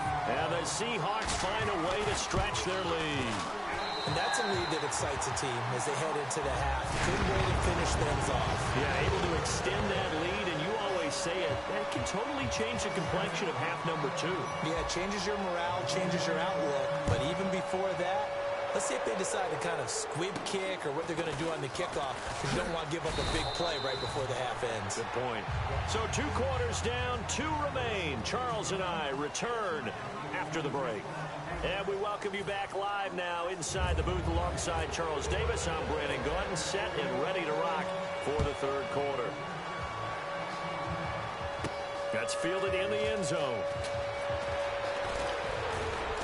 And he'll take it up past the 25 to the 26-yard line. As Seattle now ready to march onto the field. They built a good 1st half lead. Now they have a chance to add on to it. And what I'm thinking is that the offensive staff spent the entire halftime just working with them on, here's what we think they're going to do to attack us in the 2nd half.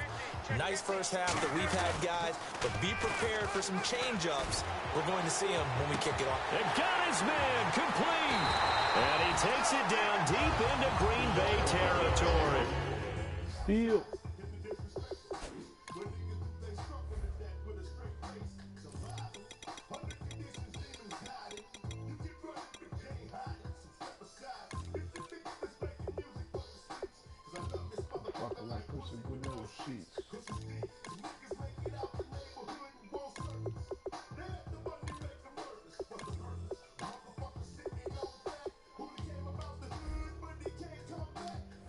It's a big hook up there. Wilson to Baldwin. 55 yards. Offense comes to the line now, 1st and 10.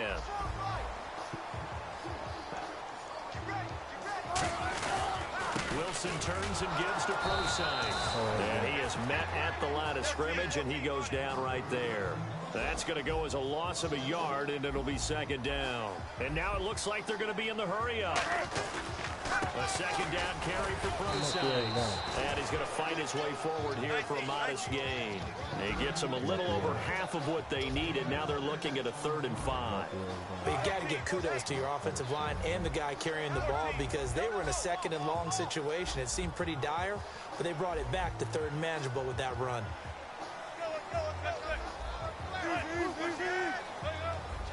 3rd and 5, so they bring in an extra defensive back. Expecting pass. Wilson going to hand it to Prosine. Call it no gain there, and it leads to a 4th down. So Wilson will head to the sideline, and on comes Stephen Hauschka for the field goal. And Hauschka's kick is good. And that'll push the lead up to 17.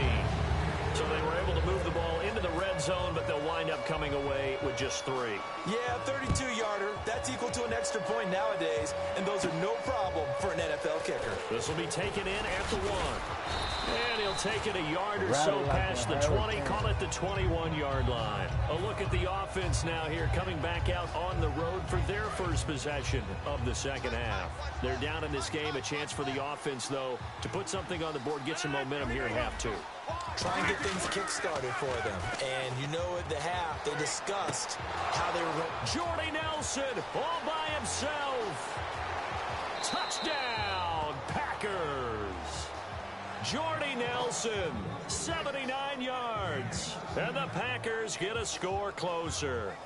Well, you know he can be explosive, and he's ultra-explosive there on the fly route. And you know how many times we've talked to coaches, and we've had quoted back to us, well, you know something? When you execute really well, it doesn't matter if they know it's coming or not. Well, sometimes athleticism beats you as well. He just took off and went. That's almost like one of your Turkey Bowl games, isn't it? Just go long, man. I'll hit you. And it worked really well for them.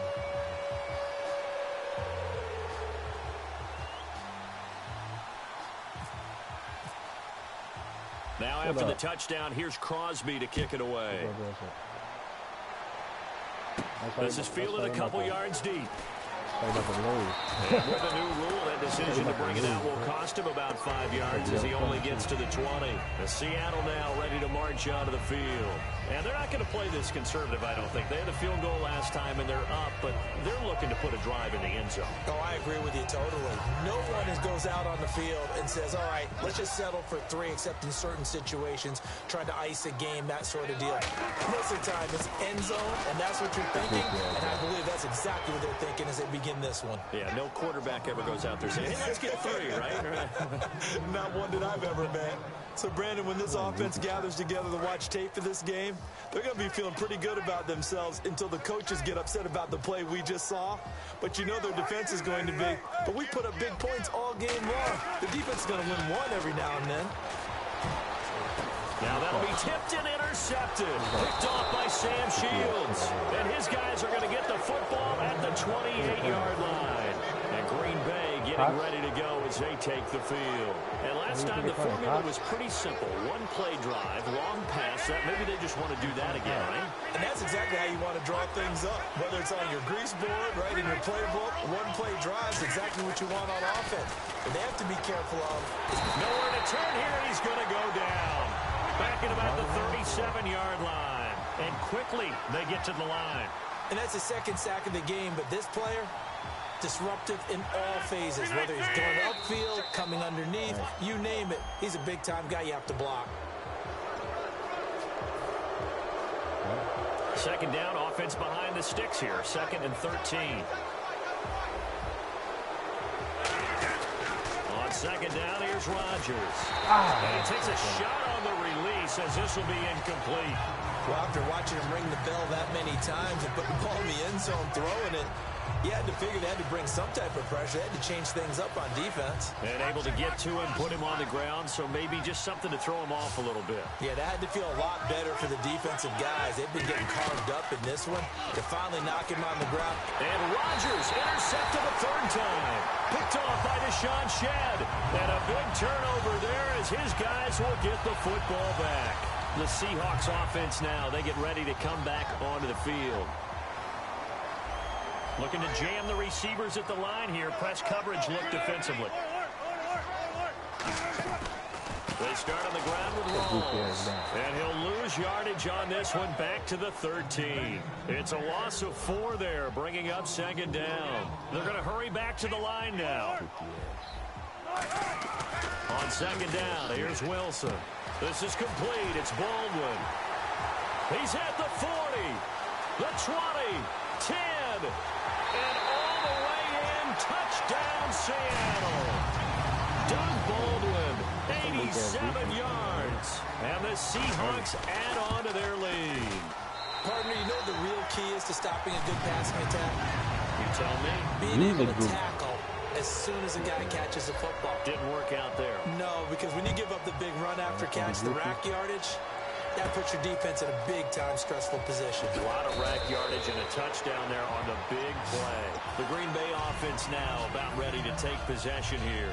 And 3 interceptions in this game. And I would have to think, I wasn't a quarterback, but number 4 is kind of like, oh, man, I can't throw 4. No, what's interesting is rush coming, and he's taken down. A well-designed corner blitz that gets him for a loss of 8 yards. And the offense moving quickly to the line. Rodgers to throw on second down. Surveying the field. And his pass is intercepted for the 4th time today. Picked off by the all-pro free safety, Earl Thomas. As Seattle now ready to march out of the field. And they were able to punch it in the end zone last time. They'll be looking to do that again here for the defense. Obviously, they'll be looking to stop them from punching it back in the end zone. It always is punch-counter-punch, isn't it? And which team has the advantage? Well, let's just go back. Last time on offense, they rolled downfield, got into a good rhythm. You can see a little more bounce in and out of the huddle. You can see the sideline really get into the game. So defensively, you're thinking to yourself, how do we take the... Wilson hit. It's loose. It's out. Fumble. On plays like this where the ball comes free, it's often unusual for the team that lost it to get it back. Because this is the quarterback. The ball gets away from him. Everyone else is trying to execute what they're supposed to do on offense. They're usually looking in the other direction, downfield, or have moved away from it. In this case, though, a teammate is able to come up with the ball. No gain on the play there. A nice job defensively. And it likely forces a punt situation on 4th. Shut down.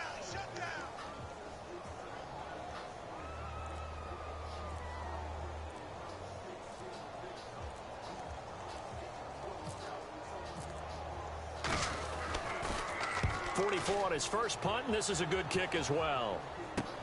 Fielded just inside the 20. A good return there. Call it 13 yards. And it'll be Packer football here. First down and 10.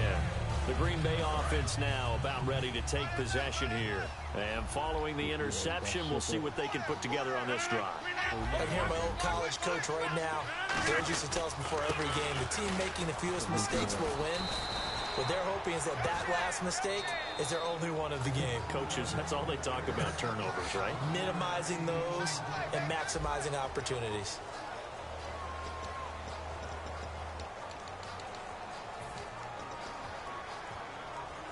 And a new set of downs here after picking up the first on the ground. And they're going to go soft on the corners.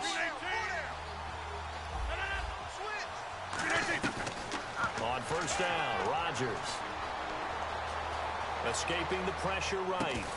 And Nelson's got it here right side. A good pickup there. 8 yards on the first down completion. When you see zone defense and you know you've got a drag route on as your primary call, you've got to be really careful as a passer about how far you let your guy go because he might wander into some tough coverage. And incomplete there. A nice hit. Jars the ball free and brings up third down. 2 yards to go here on third down. And he's certainly not a guy that drops that football very often. Indeed, because that's a bit of a surprise. I know he's in the middle of some traffic and people, bodies all around him, but he usually has the focus to haul that one in. I'm not sure we could spot any tendency here on this third down. They could have run it or passed it. Either one was available. They chose to try and get it through the air, but they were unsuccessful. They come out here in the eye. Rodgers now to throw. Mike McCarthy took the gamble, didn't pay off. And this defense will take over right near midfield at the 49-yard line. As Seattle now ready to march out of the field. They're out in front. Last time they had to punt it away. We'll see if they can add to their lead now. Under a heavy rush, and down he goes. Clay Matthews coming in from that outside linebacker spot to bury him for a loss of 7. On second down, Wilson. A 50-50 ball here, and it's intercepted. Picked off by Micah Hyde. And they take possession of the football and have it at the 36-yard line. And Green Bay getting ready to go as they take the field. And this offense last time turned it over, went for it on fourth, didn't get it. They're lucky, though, because no points against the team on the board, but we'll see how they respond. Yeah, they've got to get a lot of credit to their defensive teammates, don't they? They had their backs on that last series. And because they did so, that allows the coach to still stay aggressive on offense and maybe go for it again in a similar situation. I was going to say maybe makes that offense feel touchdown, Packers. Jared Cook, his second touchdown of the afternoon. And that interception key as it leads to the touchdown. So he's hit pay dirt twice, but still they're facing that deficit here in the second half. So they're going to see if they can continue to find ways to get him the football, because obviously something is working for him to find the end zone twice. In any event, however this turns out, he's going to be hard to deal with in the film room, isn't he? He's going to want to know why he's not getting more passes thrown to him. Those big tight ends are getting greedy. As Seattle now ready to march onto the field.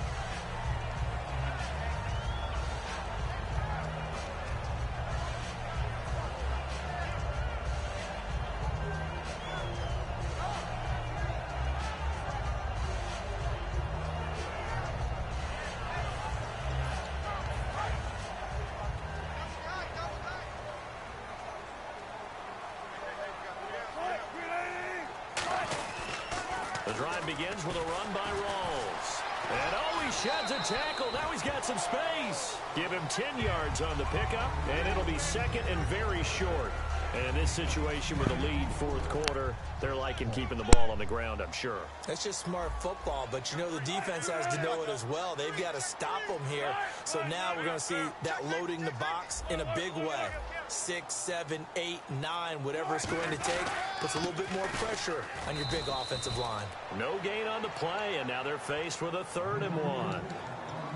And when you don't pick up the necessary yardage in that situation, sometimes it starts to put a little doubt in the play caller's mind about what he's going to run on the next play. Because most of them, they thought they were going to pick it up right then and there. Now they've got to adjust what they're doing, adjust what they're thinking, and maybe they go away from what they originally thought. They run with a power back. Rawls able to get away. That's why you keep the legs churning. And he'll be out of bounds after getting this one across the 40. Give him 10 yards on that one, and that'll earn him a fresh set of downs. Good, solid, strong run that not only gets him a nice chunk of yardage, but takes the clock under 4 minutes. And now they're going to play situational football. How many timeouts does the opposition have left? How many runs do they need to call to make sure they bleed out those timeouts? But even more importantly, mentally right now. And at the 7-yard line, the catch is made. And he...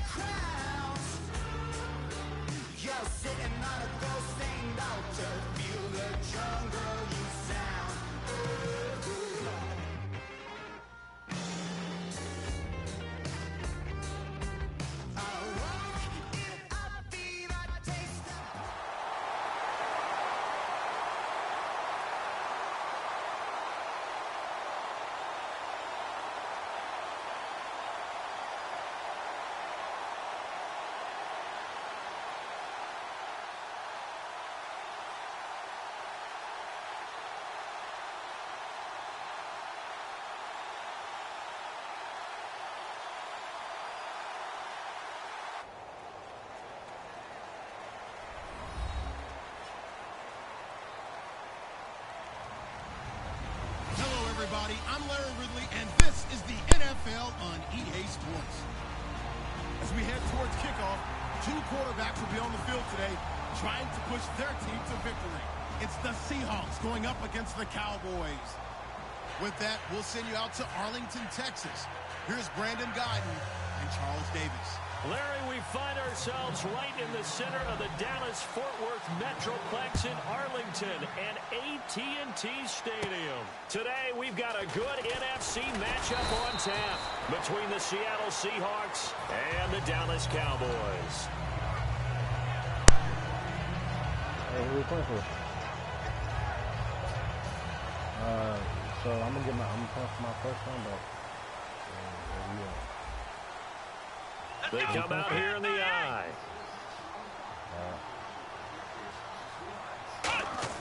Now a play fake here on first down. Oh, the ball comes out on the hit, but they'll say it's incomplete. Okay, starting lineup time offensively, Charles, for the Dallas Cowboys. And how about them at number 4 in the 2016 draft? Big needs on the defensive line, and they go with the running back. They go star power. They went star power, but Ezekiel Elliott, in a lot of ways, was exactly the right decision. When they had winning success in 2014, they did it running the football. Elliott can do that for him again. The reception good for 7. It's third down. Never make the mistake that the slot receivers, especially the little guys like we're watching here, are just quicker than fast. A lot of them combine quickness and speed, and they catch a lot of footballs, as we just saw there. And it looks like we've got a dime set here defensively. 6 DBs in the game. Now Prescott toward the sideline. Did he keep the feet in? Yes, he got them both down, says the side judge, and that's good enough for a first down. And that's how you pick up a first down. Not only does he make the catch, but has enough body control to get his feet down inbounds, toe tapping and dragging to make sure he gets it done.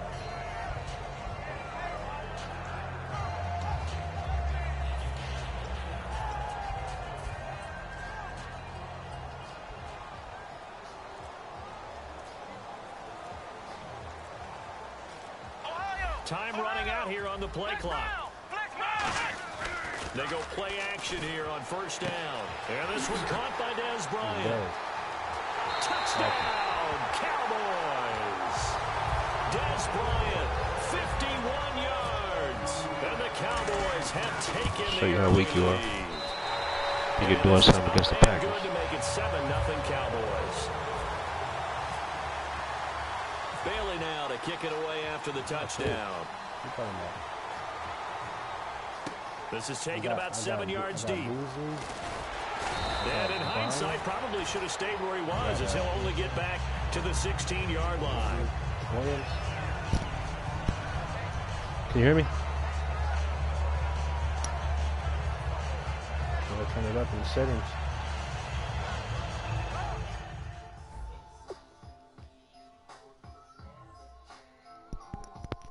Can you hear me?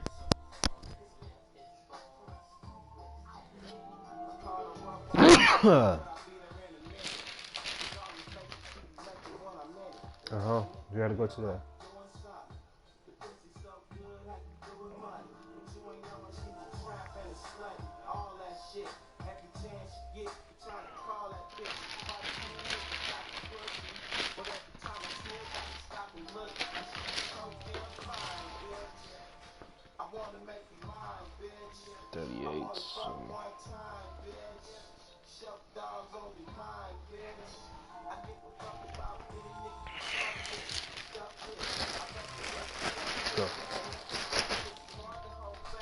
This good.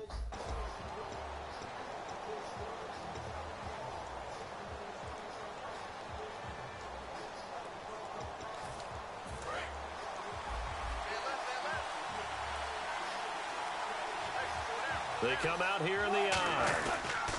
Here's Thomas Rawls with his first carry. And he'll take this one up over the 20 to the 21-yard line. 5 yards is the tally on first down. That brings up 2nd and 5.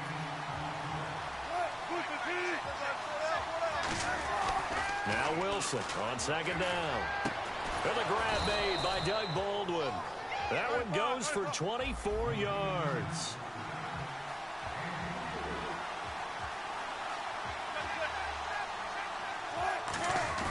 On 1st and 10, it's Wilson. Oh, a battle for it here, and this will be caught. And he's going to get this down to the 35-yard line. It's a gain of 20 that time. And the Seahawks are going to have a first down. So after that big play, let's see if they can catch their defense maybe on their heels. First down, this is Rawls. And a short gain down to about the 33. Give him a couple on the carry there, 2nd and 8.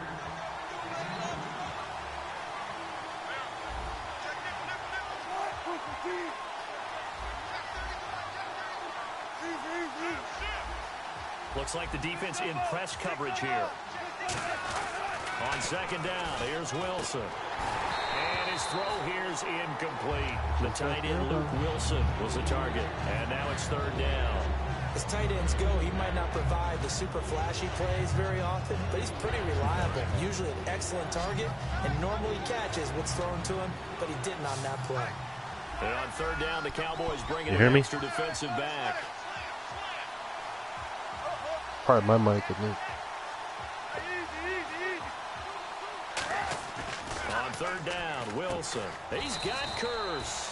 And he will have a first down at about the 21-yard line. I know many people like to throw to the tight end, maybe in a little flexed out position because he creates mismatches with his size. The slot receivers do the same thing with their quickness, their speed, and their route running savvy. Throwing is Wilson. He rifles one that's intercepted. Picked off by Barry Church. And a big turnover there as his guys will get the football back. The offense for the Cowboys now working their way back onto the field. And that recipe on their last drive that resulted in a touchdown looks pretty good, so they'll be hoping to do that once more.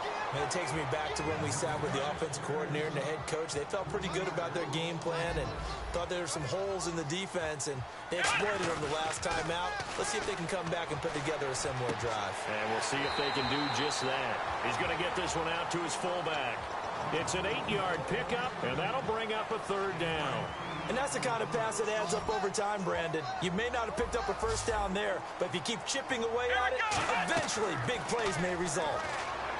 Now Prescott toward the sideline. Did he keep the feet in? Yes, he got them both down, says the side judge, and that's good enough for a first down.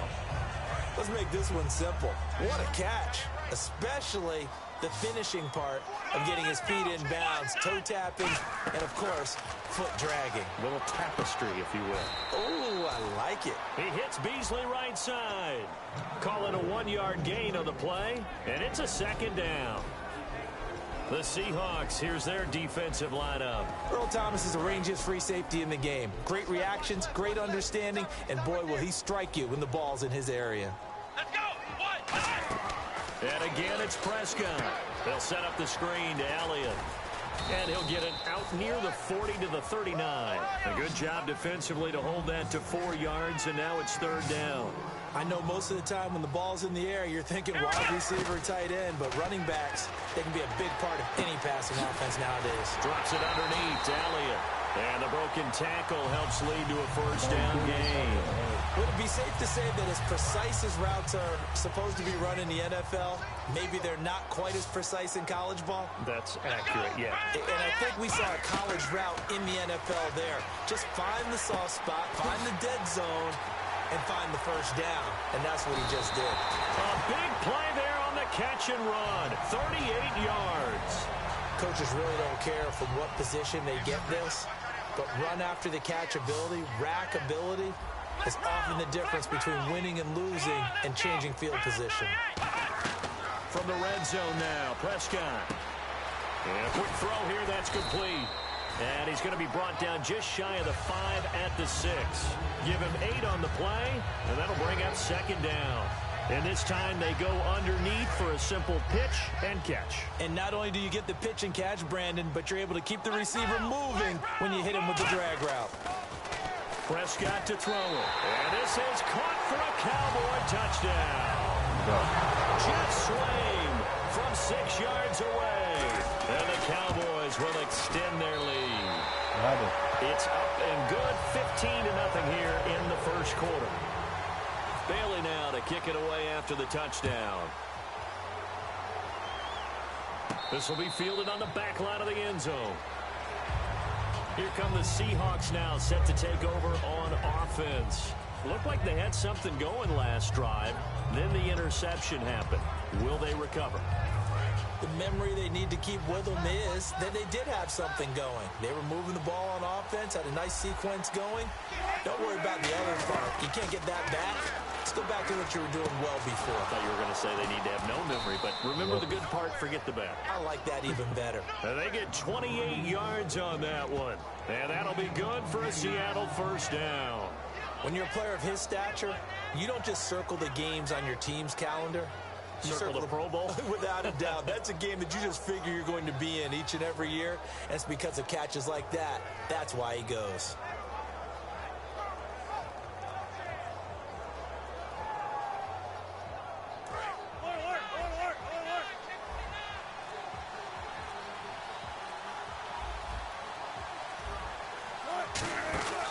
Wilson to give to Rawls. He'll get only a couple down to the 44. Cedric Thornton, the one that got him down.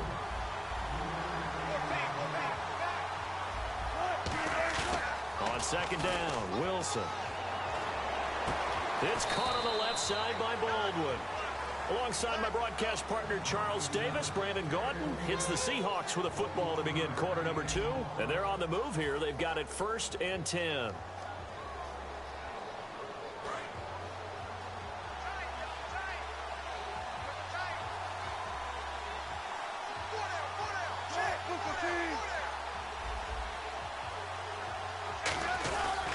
Pitch goes to Rawls. And he stopped immediately there.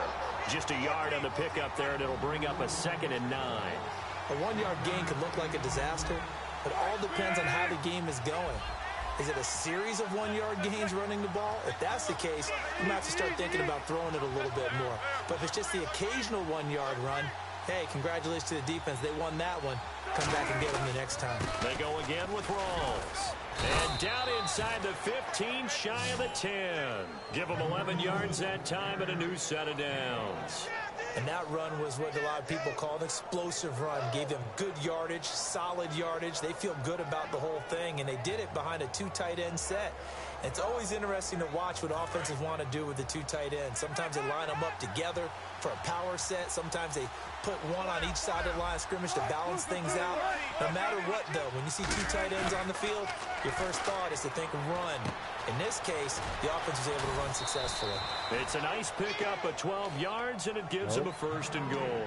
You know, Charles, for Graham, so much concern early in the season about whether he'd be ready to play this year, what would happen recovering from the tendon. Not only was he ready, he played every game this season for Seattle. And it wasn't just the injury concern with Jimmy Graham. It's how Seattle runs their offense. Remember, when he was in New Orleans, he could expect a ton of passes to come his way. But in Seattle, that number was going to be reduced. Would he be able to maximize what they were going to throw in his direction? And he certainly did this year, 65 catches. 65 catches, just shy of 1,000 yards, 6 touchdowns, too. Uh-oh, flag comes out here. This is going to be roughing the kicker. When you're going back there on the kick block, and you've got to go to the right point. That didn't happen, ran into the kicker. The penalty flag had to come out.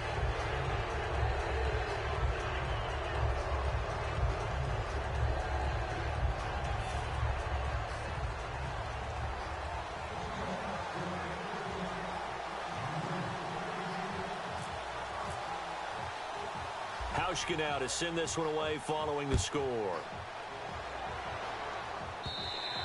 And this will not be returnable. It's out of the back of the end zone for a touchback.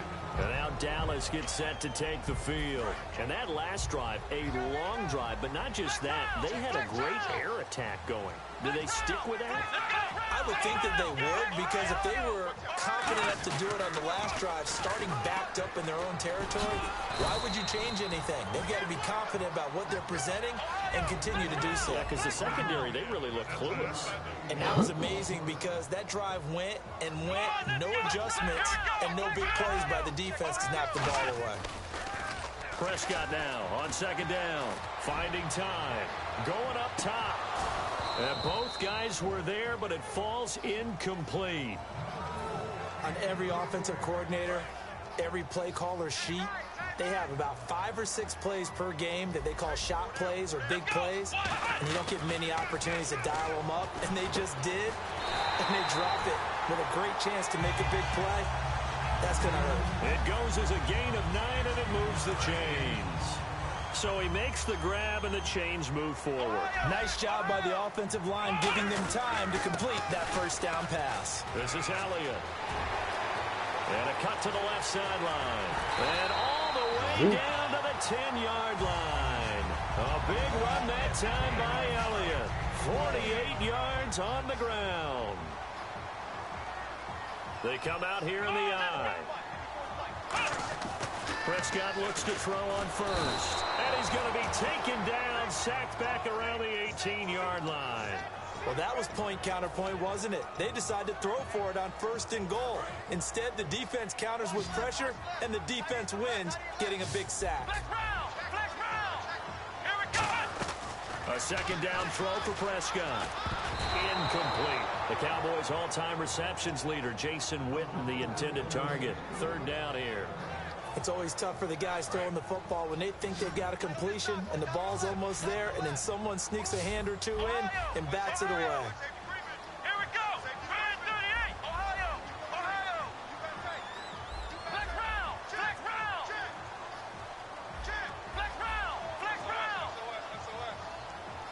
Ohio. Under press. Flex round. 3rd and long for Prescott. And that is caught. Touchdown, Cowboys. Cole Beasley, a 16-yard touchdown. And the Cowboys will add on to their lead. And he's a little bit on the shorter side as a receiver. Maybe sometimes for the defense, tough to find the little guys, right? Yeah, sometimes they get lost in the traffic, but usually what it means is that rather than just winning with height or even speed, they use their quickness to find a way to get open. Well, tall, short, wide, skinny, whatever, there it results in a touchdown. Bailey now to kick it away after the touchdown. Tyler Lockett now with a return. And he'll bring it a few past the 20 to the 23-yard line. And Seattle now ready to march onto the field. Last time they were out, they scored. Still trailing here, though, so some work to do.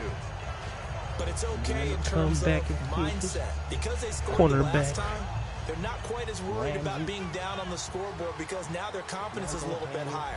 They feel like they've got something going, and they feel like they can attack again and put more points on the board. Are you scoreboard watching if you're the offense, or are you just focused on this drive?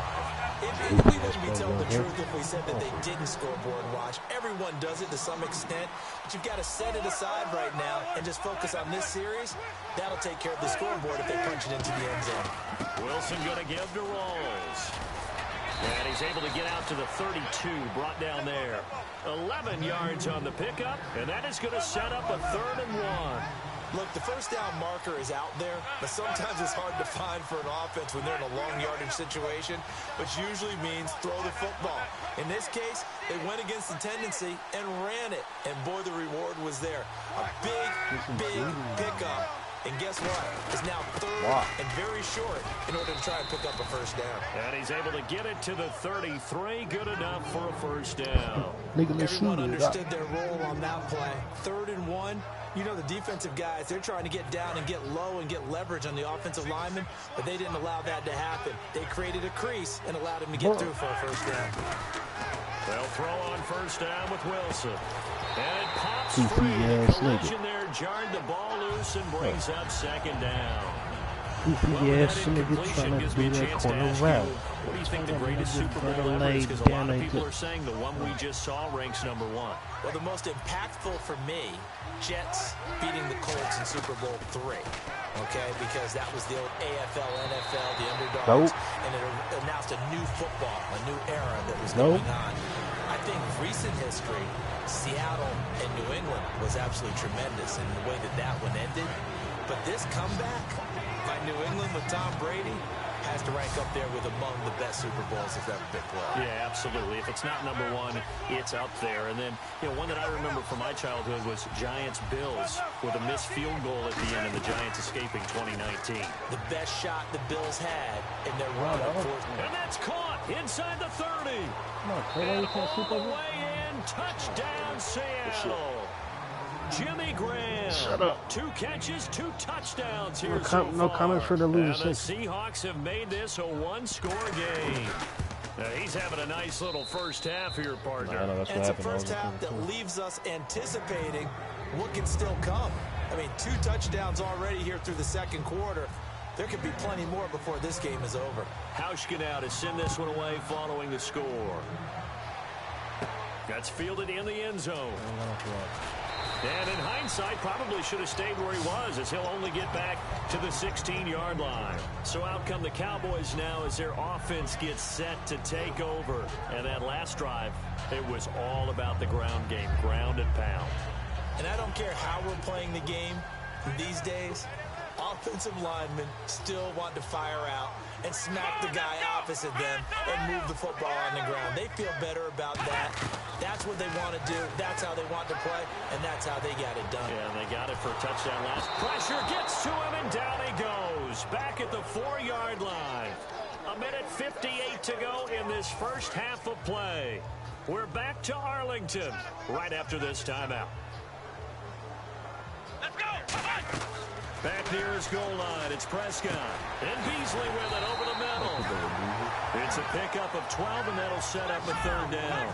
And with that completion, he's now north of 200 yards here in the first half. Boy, a tough start for the secondary defensively. It is, and it's got to put a dent in their confidence. And, you always want to keep that up and feel like you can always bounce back after plays. But with the kind of numbers he's putting up here, it's starting to wear on. And he's going to be taken down, sacked back at the 2.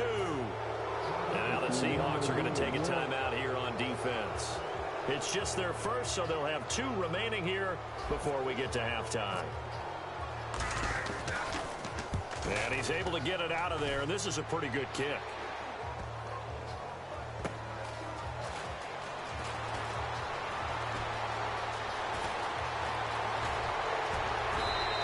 He had 1 man to beat. It takes a touchdown-saving tackle to bring him down. And this offense is going to be set up with a 1st and 10 inside the 15. They'll come out in the pistol. Again, we'll see the pistol here. On 1st down, Wilson. And he will score. Touchdown, Seattle. Doug Baldwin from 13 yards out. And the Seahawks just an extra point away from tying this thing up. As a former DB, you might not like to see that, but from a wide receiver's perspective, those are the plays they dream of.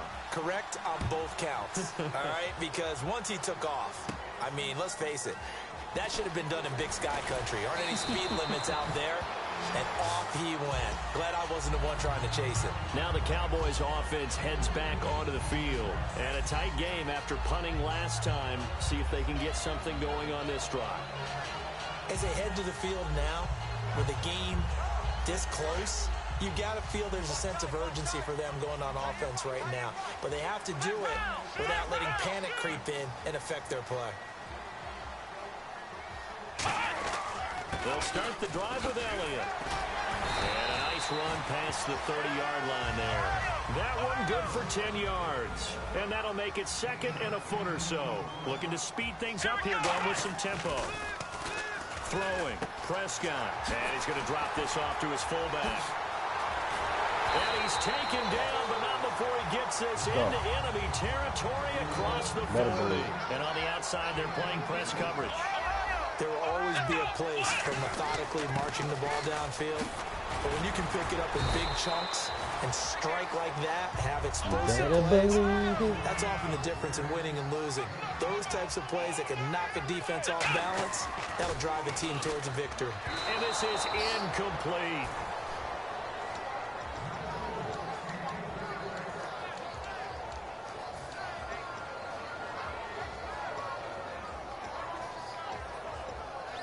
Let's see if they can convert here on 3rd and 3. Bryant, the lone receiver left. third and short yardage. Prescott. And incomplete here on third down. Bryce Butler, the intended receiver. And it's now 4th and 3. And the Cowboys will call on Dan Bailey here. From the left hash, this from 46. And it is good. Oh, that one looked to be in trouble the whole way, but it does get over the bar. And that will break our tie and give them a 3-point lead. So they kick it through to take the lead. There is a little bit of time left, though, here in the second quarter. And while they're concerned about not giving up a big return or giving up points themselves going into the half, how good do they feel, though, putting points on the board themselves right near the end of the first half? And the Seahawks get ready to trot out on the field. And with time quickly fading here in the second quarter, not sure how aggressively, offensively they want to play this. I think we'll find out just how much they trust their guys in this situation if they decide to take a shot. Who's the key all about our second ball?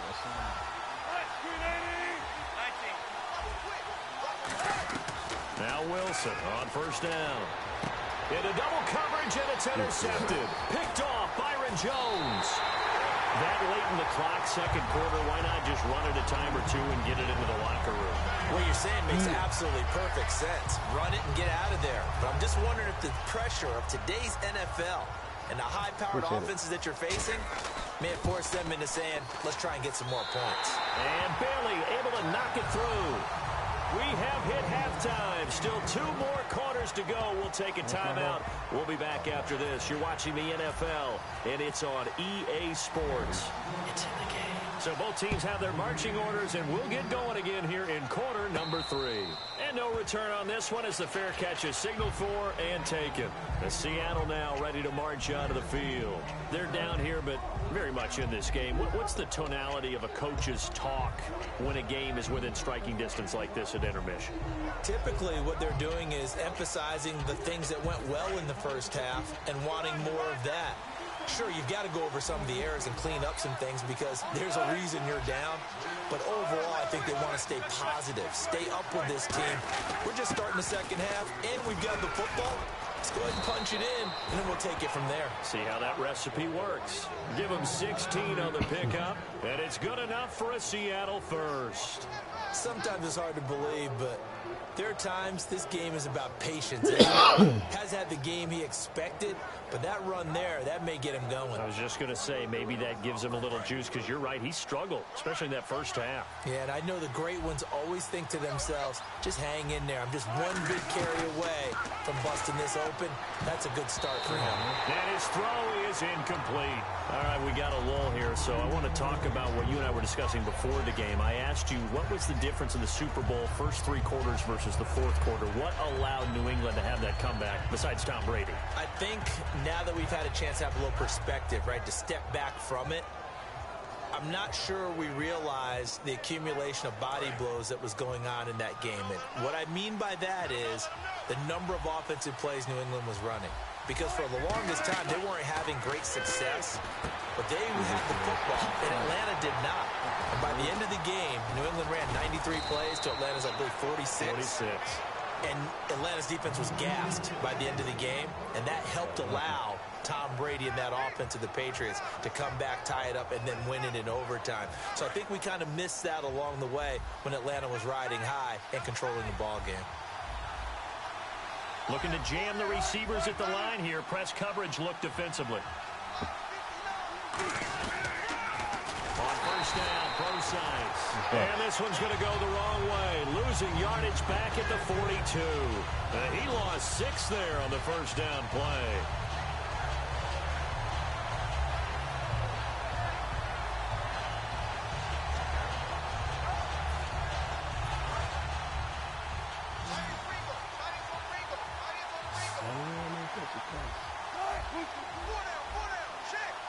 Possible run anticipation here as the D-line sandwiches together. On second down, here's Wilson. And this one is incomplete. One of the toughest things about playing defensive back is pattern reading, trying to figure out what they're doing. And on that one, They had the fly, just sending a guy downfield with the in route accompanying it, what people call a dagger route, trying to hit the guy underneath after the clear out. In this case, though, they're not able to get it done. Yeah, they said forget the underneath route. They went for the guy on the fly, but as you said, incomplete. And able to find Graham, complete. And he carries this one all the way down to the 9. And in a lot of ways, that catch is expected. Red zone presence, and that one was realized there. You've got to find your tight end in that situation.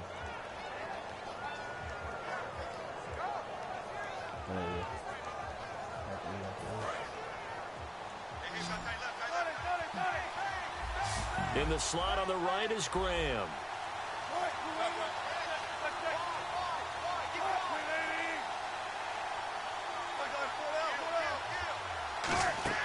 Now a play fake here on first down. That is caught at the 7-yard line.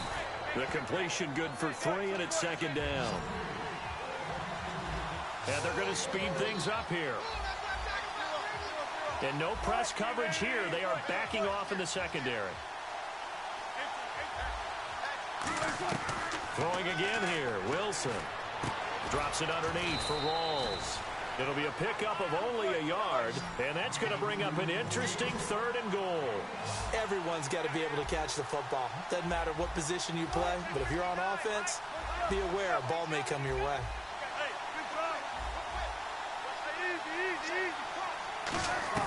On 3rd and goal, Wilson eluding the pressure right. And he can't find a receiver, and he's brought down. Tyrone Crawford able to track him down for a loss of 13. And it'll bring up 4th down. And Hauschka's kick is good.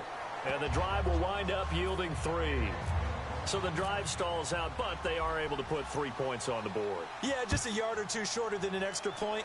So no problems converting there. This is fielded at the goal line. And he'll take this across the 25, couple extra yards, up to the 27-yard line. Now we take a glance at the offense as they work their way back out for their first possession of the second half. And they split the uprights last time for 3. They've got the lead. They're not going to play this conservative. They're not hoping for another field goal. They're hoping for a touchdown. I'm with you on that one. I like where your head is. I like the way you're thinking because you're exactly right. Trying to sit on a lead and play that way, that doesn't work too well for most teams. Run your offense. Run what you do best. Exactly. Put it all the way down and try to increase your lead in a big way. And the best way to do it, touchdowns.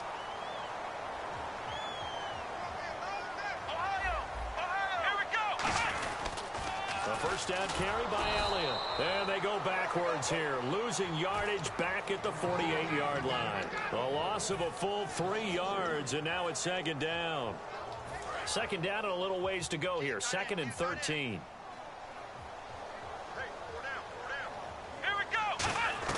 Second down, Prescott. And that's off the mark, incomplete. He was looking for Terrence Williams that time. And it's 3rd down. The defense in an enviable position here. The offense needs 13 yards. It's 3rd down. Well, the numbers have been good in the passing game, and certainly a big reason why they have the lead. But now here, 3rd quarter, maybe go to the run game a little more? Yeah, perhaps. I mean, after that incompletion, a little credit to the defense for shutting them down on that play. Maybe you try and run the football a little bit more in this spot. But they have to feel good about how they've been throwing it overall. 3rd and long for Prescott. And Bryant's got it over the middle. That one good for 16, and the drive will continue. And fits the exact right word. Over the middle, there's almost always traffic. So anytime you're a receiver in that area, you're not just focused on catching the football. You're wondering where the collision's going to come from, right? Because there's almost always someone there able to concentrate, catch it, and even added a little extra at the end with a short run. Unable to connect on the first down pass play. Now it's second down. A second down throw for Prescott. Flushed out right. And he'll take it into the end zone for a Cowboy touchdown. Jason Witten, 32 yards. And the Cowboys will extend their lead. Well, after another passing touchdown, I don't think it'd be an understatement to say that he's in the zone, and I believe he likes it. And his guys will take a 10-point lead. Bailey now to kick it away after the touchdown. This is taken about 7 yards deep.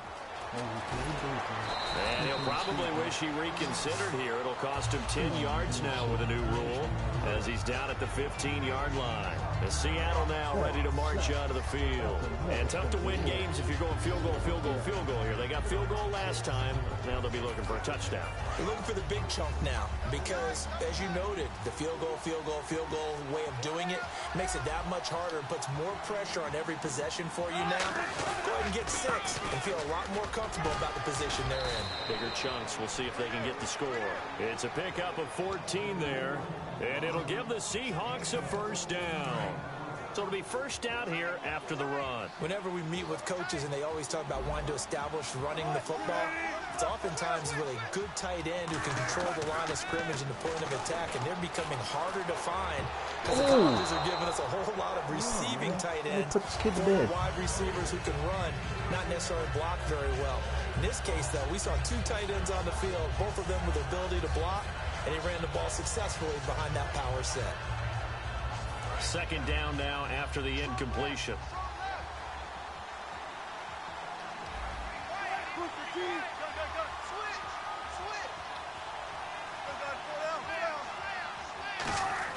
Second and 10. It's Wilson again. His throw incomplete. The intended target, Doug Baldwin, and it's third down.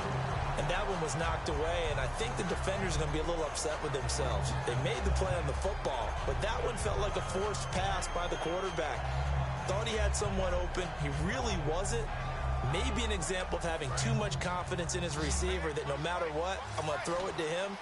And that was a play made by the defense, and it could have been a bigger one.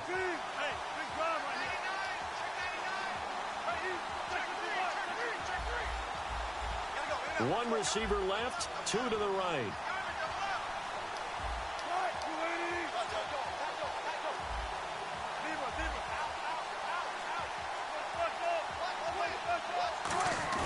On third down, Wilson. And he's got Lockett.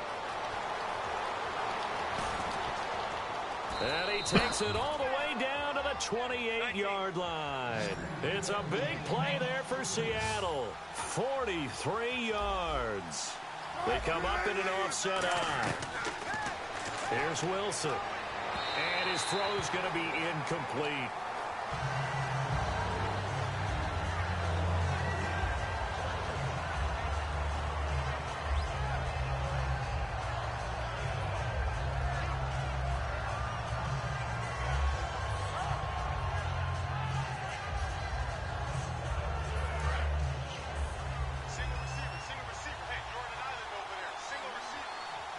Two receivers left, 1 to the right.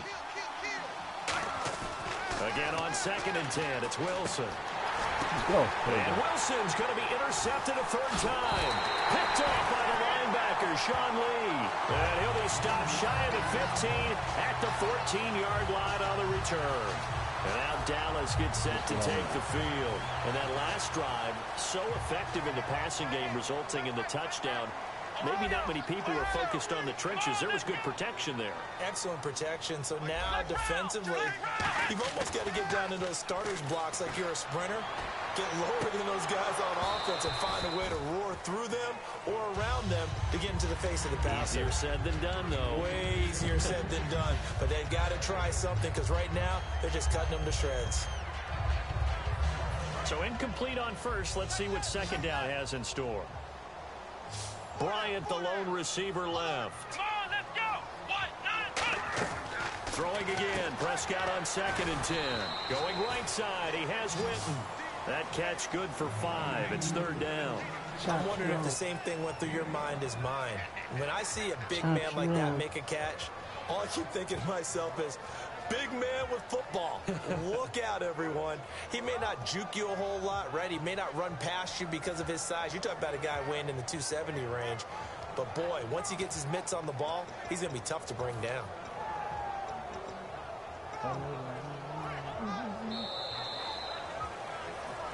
Back now in Arlington. It's the Cowboys with the football. They'll be looking to tack on to their lead as we get set for the fourth.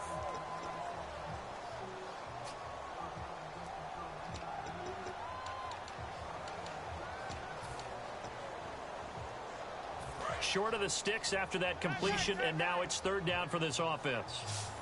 Here we go. Flex round. Flex round. Prescott off play action. And intercepted. Maybe the turning point they need. And he will take this one home. It's a touchdown. I don't know who all is to blame there, but I love seeing pick sixes. Nothing like seeing someone pluck it out of the air and go the other way and see people try to change directions. Hard to do.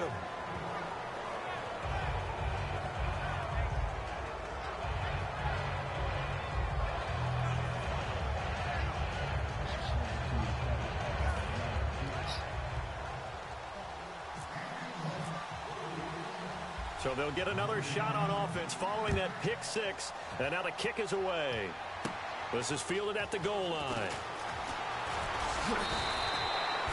And out now come the Cowboys. Looks like the defense in press coverage here.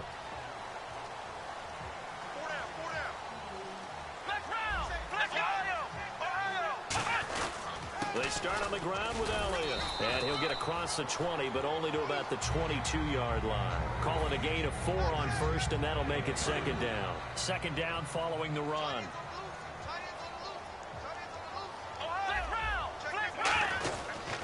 They go to Elliott again.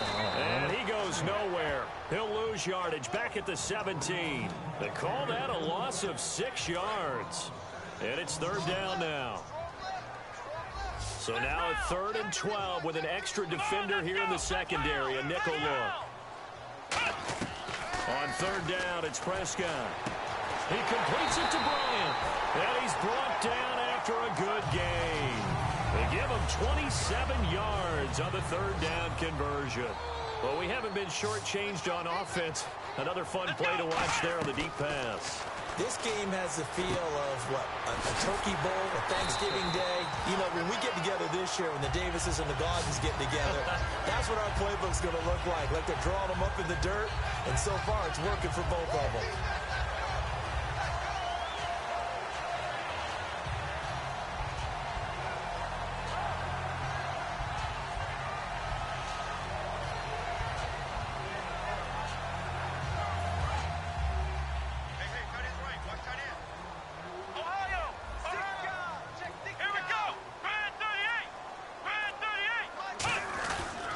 Give to Elliott, and nothing doing. He's immediately taken down at the line of scrimmage. It's a loss of a yard there, and now second down. A little bit of ground to make up for the offense as they face a 2nd and 11. Shift together here from the D-line. Bryant, the lone receiver, left. Second down, Prescott. And this one complete to Winton over the middle. And he gets this inside the 35-yard line. And the game just keeps evolving. Big guys running those corner routes, so difficult to cover.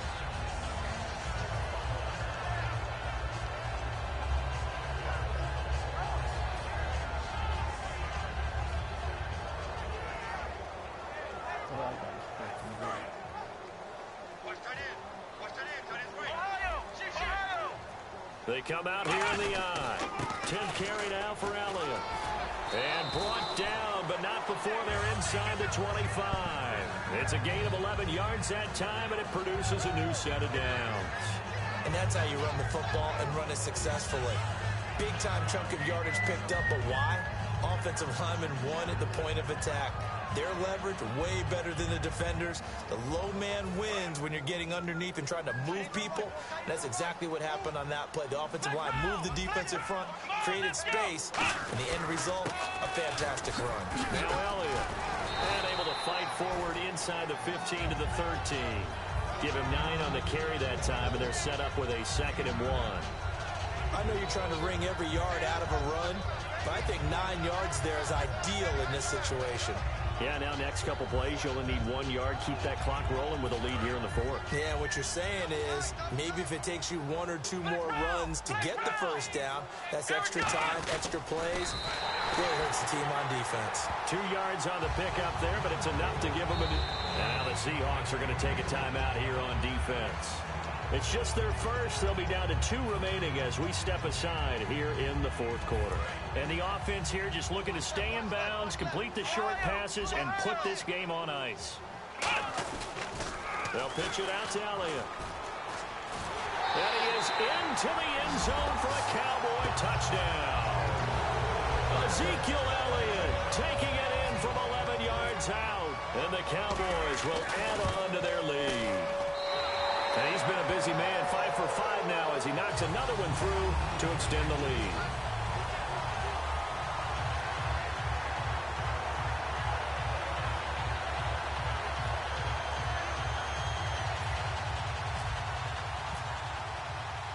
Bailey now to kick it away after the touchdown. This fielded at the 2.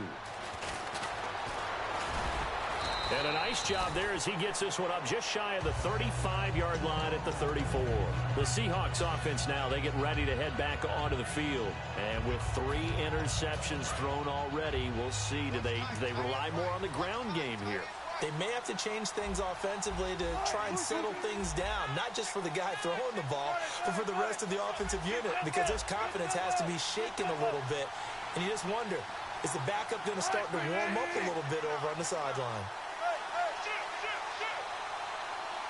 In motion is the tight end, Graham.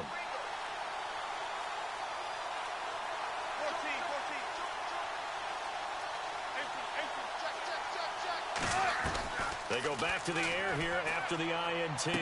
It's caught on the left side by Baldwin. It's a pickup of 16 there, and it'll lead to a new set of downs. Time for a break.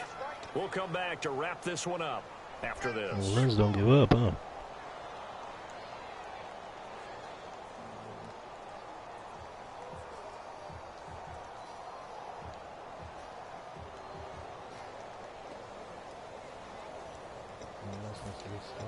So here we go, 1st and 10 now.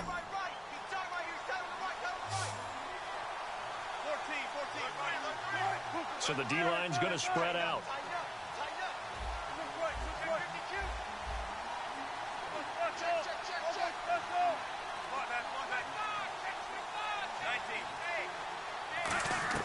On 1st down, Wilson. And left side here, it's Graham. And he gets this inside the 35-yard line. 17 yards on the pickup there. The drive will continue. It's a 1st down. And I don't quite know what's happening here. It's a 1st down, but the field goal team is out onto the field. He was true on his first. This a tough one from 49 yards away. All right, so now then, the field goal puts you back within 1 score, but I'd be surprised if this is not an onside kick coming up. Yeah, you still got the 2 timeouts, but I think you're right. I think you roll the dice right here.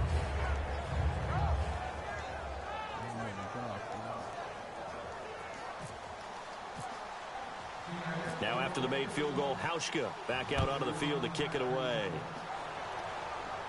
This will be taken to the back of the end zone. And he nearly broke that for more, but as it is, they'll start this drive at about the 37-yard line. And now Dallas gets set to take the field. They have the lead, obviously, late in the game. I guess the good news for them is if for some reason they would make a mistake, a field goal does the opposition no good. Everyone loves to have a little bit of a cushion, and that helps you immeasurably. But the bottom line is, do all the things that you're taught in order to close out the game. Don't even let that become an issue. Yeah, but still a one-possession game. This one not fully over yet. And after the play on the ground, that brings up 2nd down here.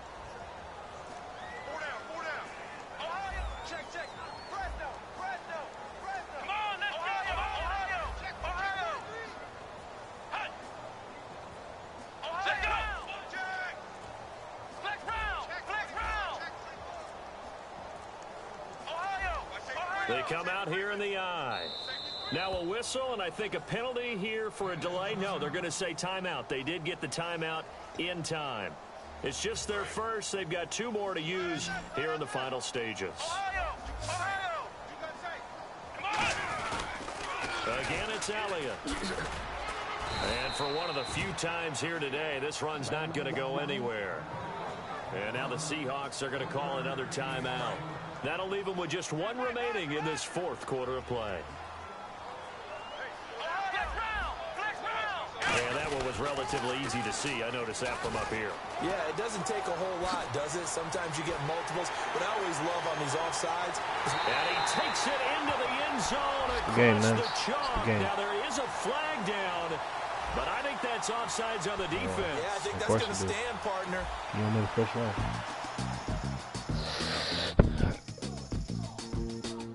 I'll even play you, let's see, what time is it? I'll play you one more game, too. You want to play for one more game? Or what?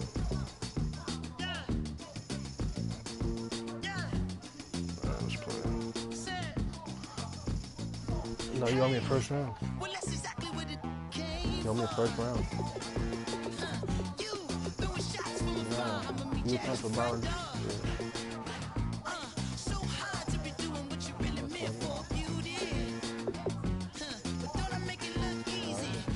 Byron and I'm playing. You already owe me a first round, so what else you got?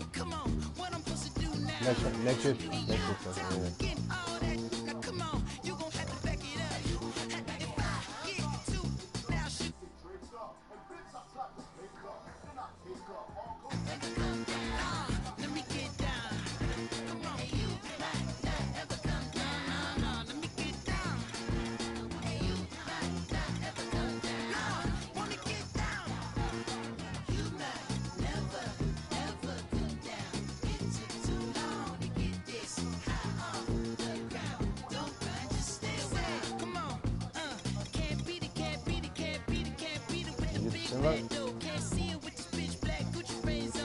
No, I sent the invite to you.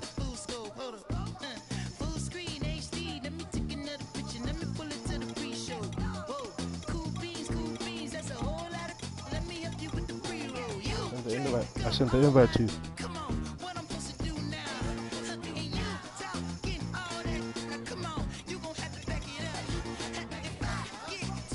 Me too.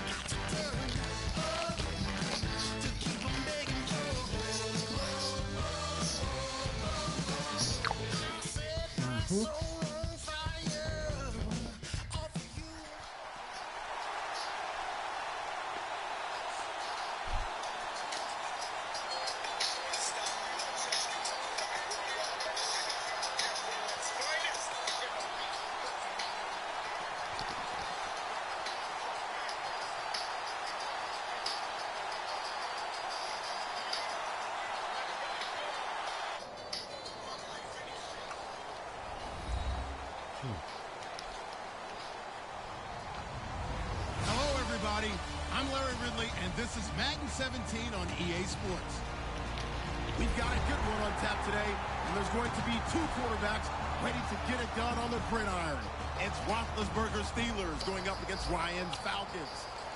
With that, let's get you over to the Georgia Dome in Atlanta. Here are Brandon Gaudin and Charles Davis. Larry, in what is scheduled to be its final season as an NFL stadium, there's a look at the Georgia Dome here in Atlanta. Straight ahead, we've got a good one on tap here between the Pittsburgh Steelers and the Atlanta Falcons.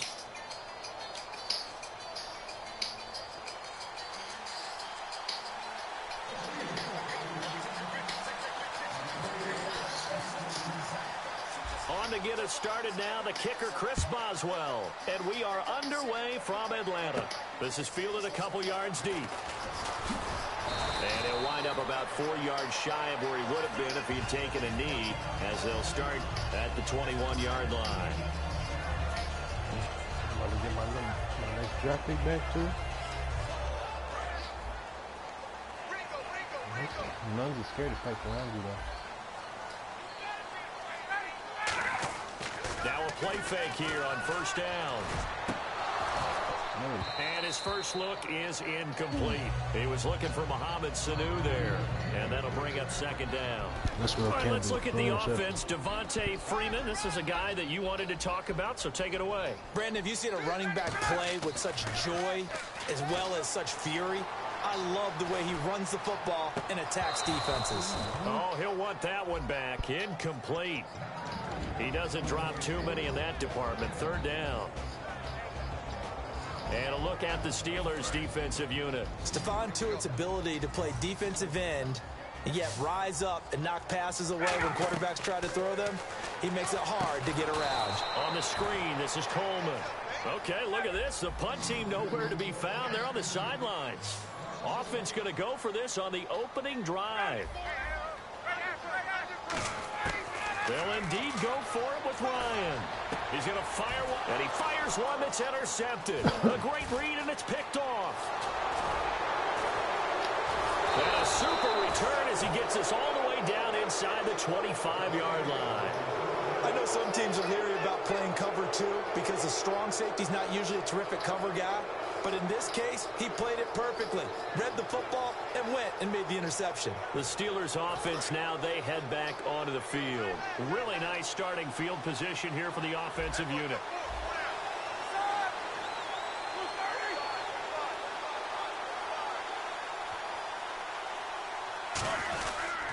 Here's the first carry for Le'Veon Bell. Call it no gain on the play, and it'll be second down. Offensive starters time. Electric is certainly a word that comes to mind when you talk about Le'Veon Bell. Love the way that he reshaped his body coming out of college. A bigger, thicker runner while he was at Michigan State. Lost weight, became more of a whippet in the NFL, and now no one can tackle the guy, whether he's running it or catching it. Here's Roethlisberger to throw, and his throw's going to be incomplete. Sammy Coates, the intended target there. And as we show you the starters defensively for Atlanta, I want to ask you about that Super Bowl. It's such an interesting game, but defensively, Atlanta so good in that first half. What happened in the fourth quarter, and how will you remember them from this game? I remember a really young defensive unit that the stage wasn't too big. They handled it right from the beginning. I remember a really fast defensive unit. Look at the speed. Grady Jarrett. Defensive line, right? When he had 3 sacks in the game, Deion Jones from his middle linebacker position forced that fumble against LeGarrette Blount. Robert Alford as a cornerback, double-digit tackles. Now a lot of passes broken up. Pick 6 for a touchdown, 82 yards, a fumble recovery. But they were out there way too long. 93 plays given up to New England. At some point, you've got to get a stop and get off the field. So they had great field position, but a 3-play drive that actually goes backwards, and then they kick the field goal. And I think the key sequence in there, the key phrase you just gave us, a 3-play drive. Had the momentum, great field position, unable to move the football. Here's Eric Weems now on the return.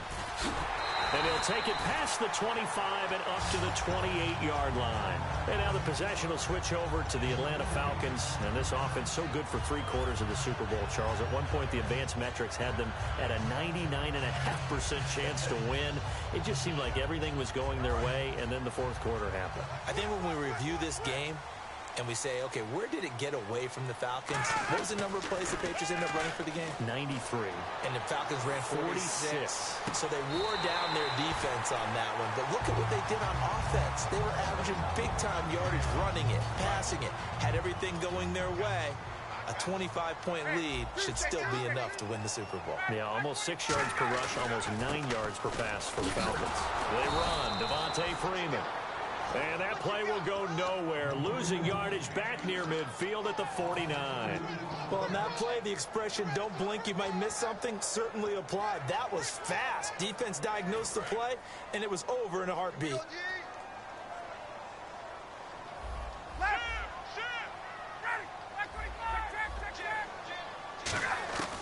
On second down, Ryan. And it's complete to Jacob Tamme. And he eventually goes down, but not before reaching the 30-yard line. So after that big gain, let's see what else the offense has up its sleeve. There's a completion to the tight end, and I think that we're looking at something out of central casting, frankly.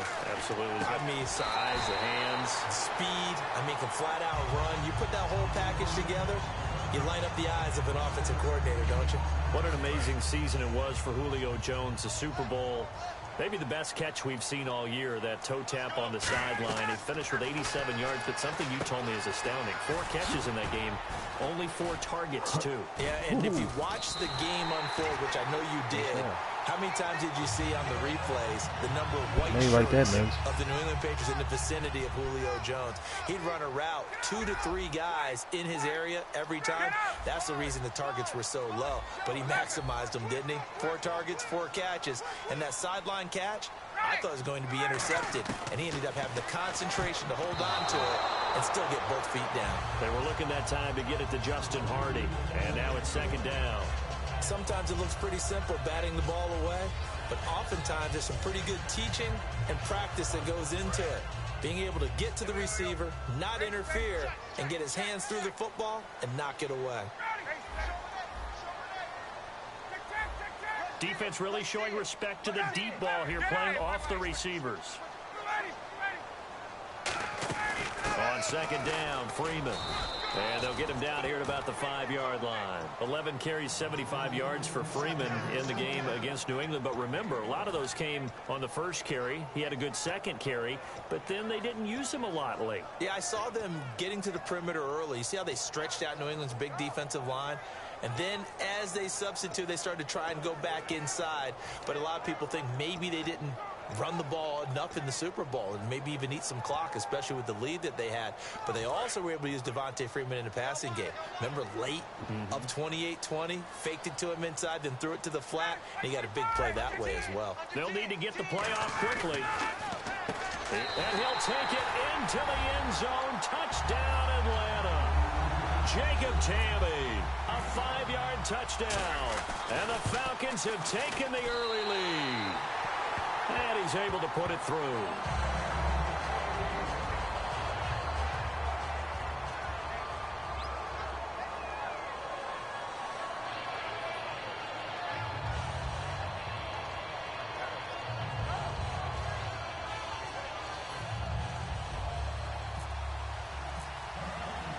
Now after the touchdown, it's Bosher to kick it away. That'll be taken in the end zone. And a pretty good return here. He'll be stopped just shy of the 25 at the 24-yard line. The Steelers offense now, they head back onto the field. And last time able to get 3. It's not what they wanted. They wanted 6, but they got at least something. They mustered something out of the drive. They'll take it. Just, I like the way you've described it. Not ideal, but they'll take it. Anything to put some points on the board. But this time on offense, they don't even want to see the field goal kicker trot on the field. They want that ball in the end zone. Yeah, they'll be going for 6. It's a loss of 8 there on the first down play. Got to give some credit there defensively. They snuffed out that screen early on first down. Really read it well, didn't they? Because they didn't bring the pressure that they expected. And the Falcons get there. The Falcons get the sack. Down he goes. Vic Beasley in there to bring him down for a loss of 7.